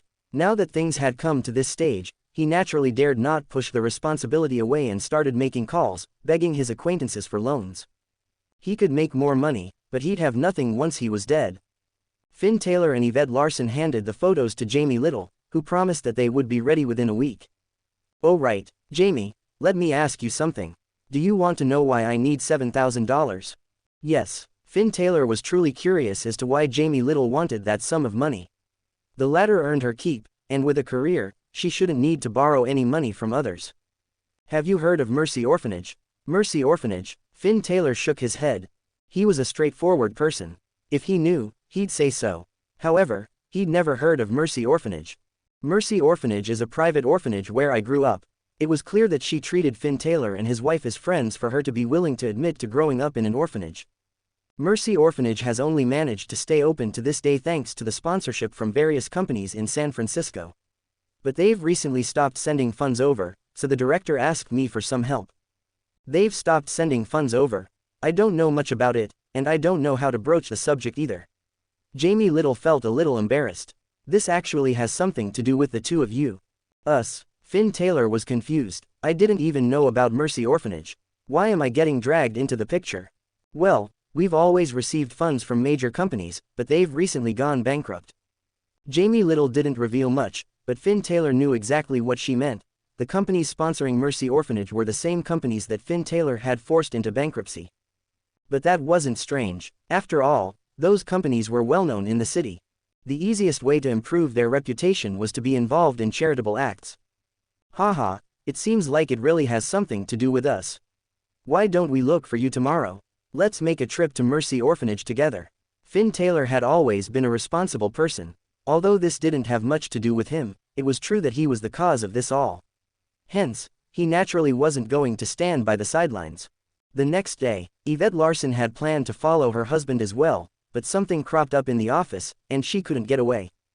In the end, Finn Taylor had no choice but to head there alone. At the very last minute, Jamie Little told him that she'd be late and that he should head to the orphanage first. She then sent him the address. Finn Taylor set off for the location without giving it much thought. He had driven his Ferrari there, and very quickly, he arrived at Mercy Orphanage. Because Jamie Little had already informed the director of Finn Taylor's visit, there were no problems when he arrived. The director then brought Finn Taylor around the site. The children were very welcoming toward Finn Taylor, and they played well together. To be honest, Finn Taylor felt at home here. From a young age, he'd never experienced parental love similar to the children here. Just then, Jamie Little arrived. She had brought a man with her. Let me introduce you guys. This is Finn Taylor. If not for him, I might have been in deep trouble yesterday. Finn Taylor, this is my friend Harvey Little. Finn Taylor glanced at the other, not saying a word. You're finally here, Harvey. The children miss you. The director's face was plastered with a smile. She had remained unmarried throughout her life and had dedicated her entire life to the children here. She treated the children as though they were her own. Spotting Harvey Little, the children rushed over to hug him, but he pushed them aside. Don't touch me, I just bought these clothes, and you guys haven't even washed your hands. Harvey Little's words killed the mood. Not wanting to kick up a fuss, the director instructed, come on, children. Let's go wash our hands and have some fruit. Once the children left, she directly and coldly said to the group, come with me. She brought them to an office. Only after the trio took their seats did the director start. Jamie, I know it hasn't been easy for you either. This place has nothing to do with you anymore, so I won't force you. You don't have to keep giving us money, and there's no way we'll sustain with only you giving us money. It looks like I'll have to beg those wealthy corporations for money now. The director couldn't help but feel anxious as she said so. The orphanage and the children here were her everything. There was no way she'd be able to live while knowing that the children didn't have a roof over their heads. Oh right, Harvey, along the way here, you told me that you earn hundreds of thousands a year. Can you help the orphanage out? Just like Jamie Little, Harvey Little had grown up in this orphanage. What differed was that the latter had never admitted to having grown up here. It was as though it was humiliating for others to know that he had grown up in an orphanage. Harvey, I watched you grow up. If you really earn that much every year, do you think you can lend me $15,000 for now? I'm not asking you to give it to me. When we get more money, I'll return it to you. They had both grown up in the orphanage, yet the difference between them was so stark. Jamie Little had chosen to take out a loan just because of the director's request and had even nearly gotten in deep trouble. On the other hand, Harvey Little held great disdain toward the children in the orphanage. From the way he dressed, he didn't look like he lacked any money. Nobody expected him to donate millions. Just a couple $1,000s would have been fine as an act of appreciation. Without Mercy Orphanage, there was no way he'd have gotten to where he was today. Unfortunately, the director's plea went unanswered. Ms. Kleina, it's not that I'm heartless, but I really think that you should just close Mercy Orphanage down. I'm sure you know better than I do about the state the orphanage is in. You spend at least $1,000 every day running this place. How long will you be able to sustain this place without the support of those large corporations? I heard that Jamie gave you $7,000, but you ran out of money in less than a week. Don't worry, the children won't starve even if you close the orphanage down. I'm sure other orphanages will take them in, and you'll be able to enjoy your life then. Harvey Little's words were like stabs at the director's heart. She'd never expected the former to become such a person. Leaving aside not wanting to help us, but this also used to be your home.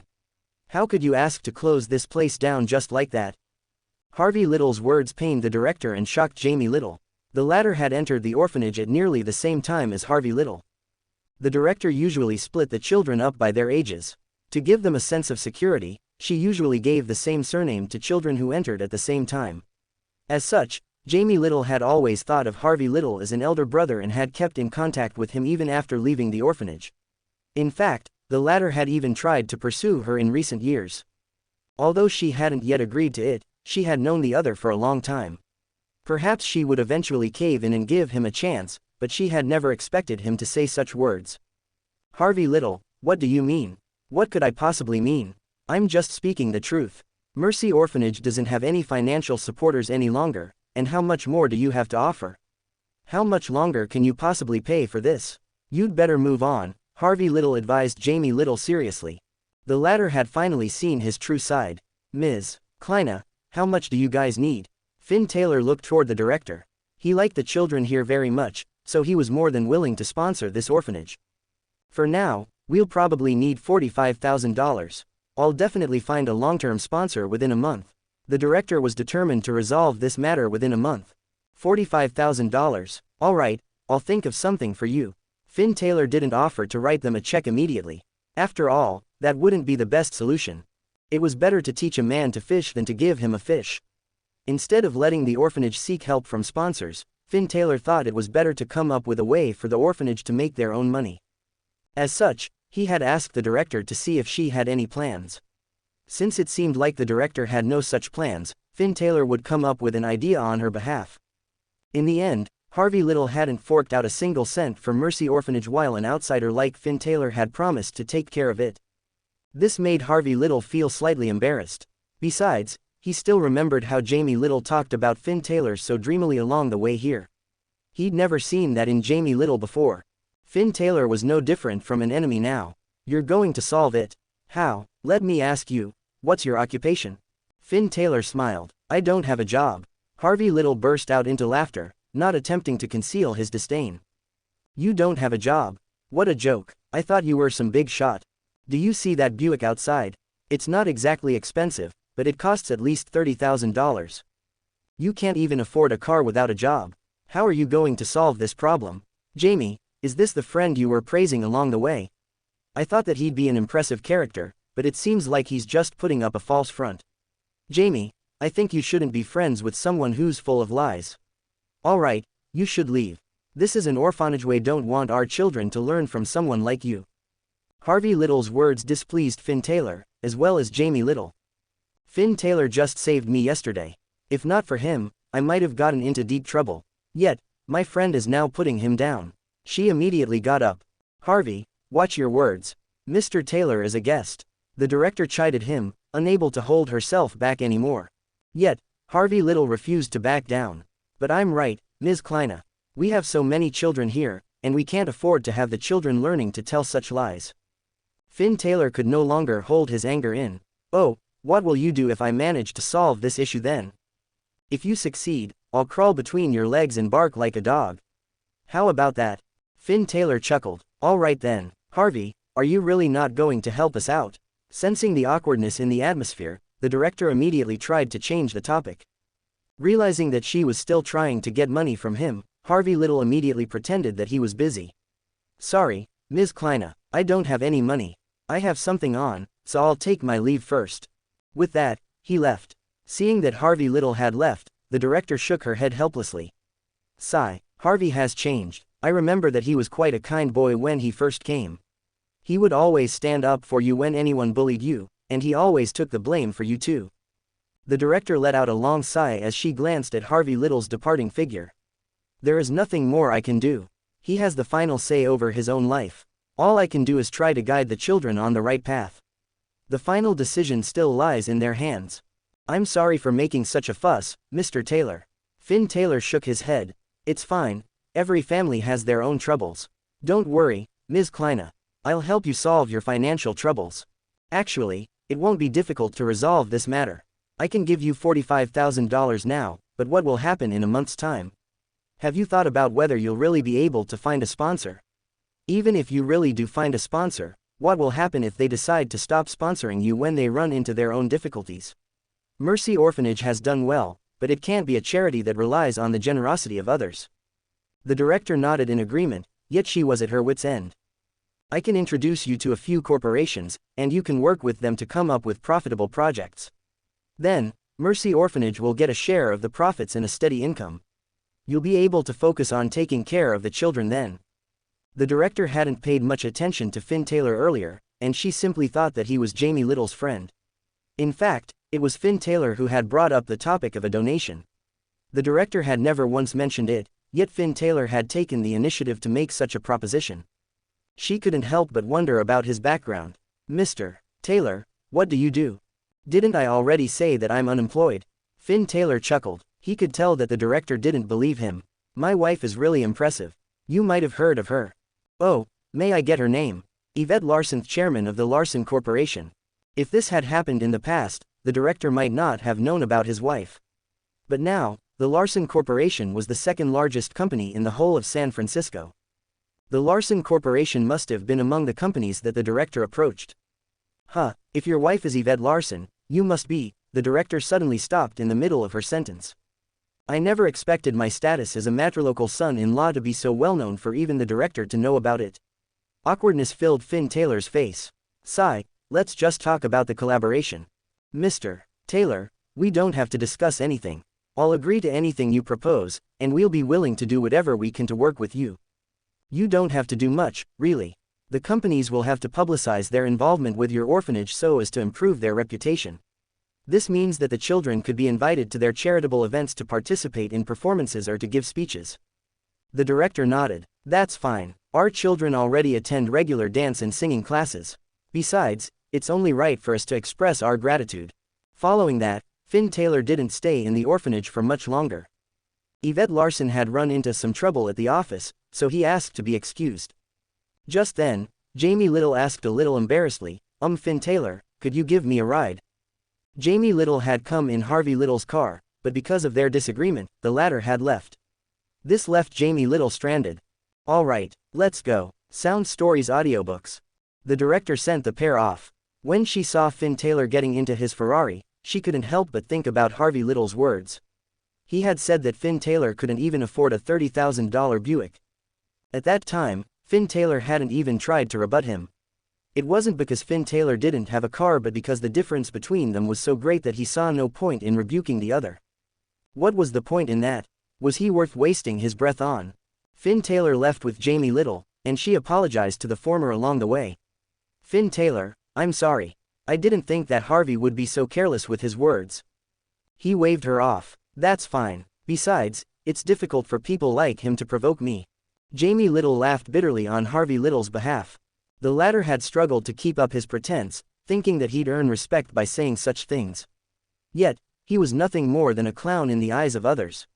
Besides, Finn Taylor would have lost if he had lost control over the other's words. As Finn Taylor sent Jamie Little back to her studio, he reminded her that developing the photos as soon as possible would be the greatest help she could give him.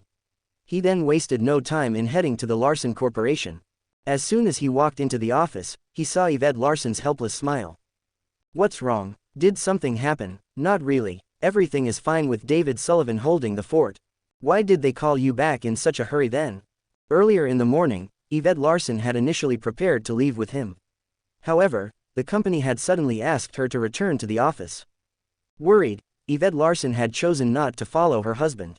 Had someone been joking with her? Take a look at this. Yvette Larson retrieved a piece of paper from her drawer and handed it to her spouse. Finn Taylor couldn't help but sneer as he read through the paper's contents. It was from Quince Larson. The Larson Corporation was now the second largest corporation in San Francisco. Although Yvette Larson was the chairman of the company, she didn't hold the decision power. The company had been acquired, so Quince Larson was asking for the company's name to be changed. He wanted his company to be named the Larson Corporation. Besides, he felt that he was now amongst the top-tier elites in the city now that his company was the third largest in the city. He hoped that Yvette Larson would return the position of family head to him. If she refused, he would call for a family meeting. As long as at least 3 elders agreed to it, they would reselect a new family head. Finn Taylor couldn't hold in his laughter. Does he think this is child's play? Does he really think the Larson family is so amazing? So what if Yvette hands the position of family head over to him? As long as I'm here, Yvette can establish a new and more powerful Larson family at any time. The Larson family is just a second-tier family, a mid-tier one at that. If not for Yvette, I'd never care for such an insignificant family. Yet, Quince Larson treats it like a precious gem. Wait till next part.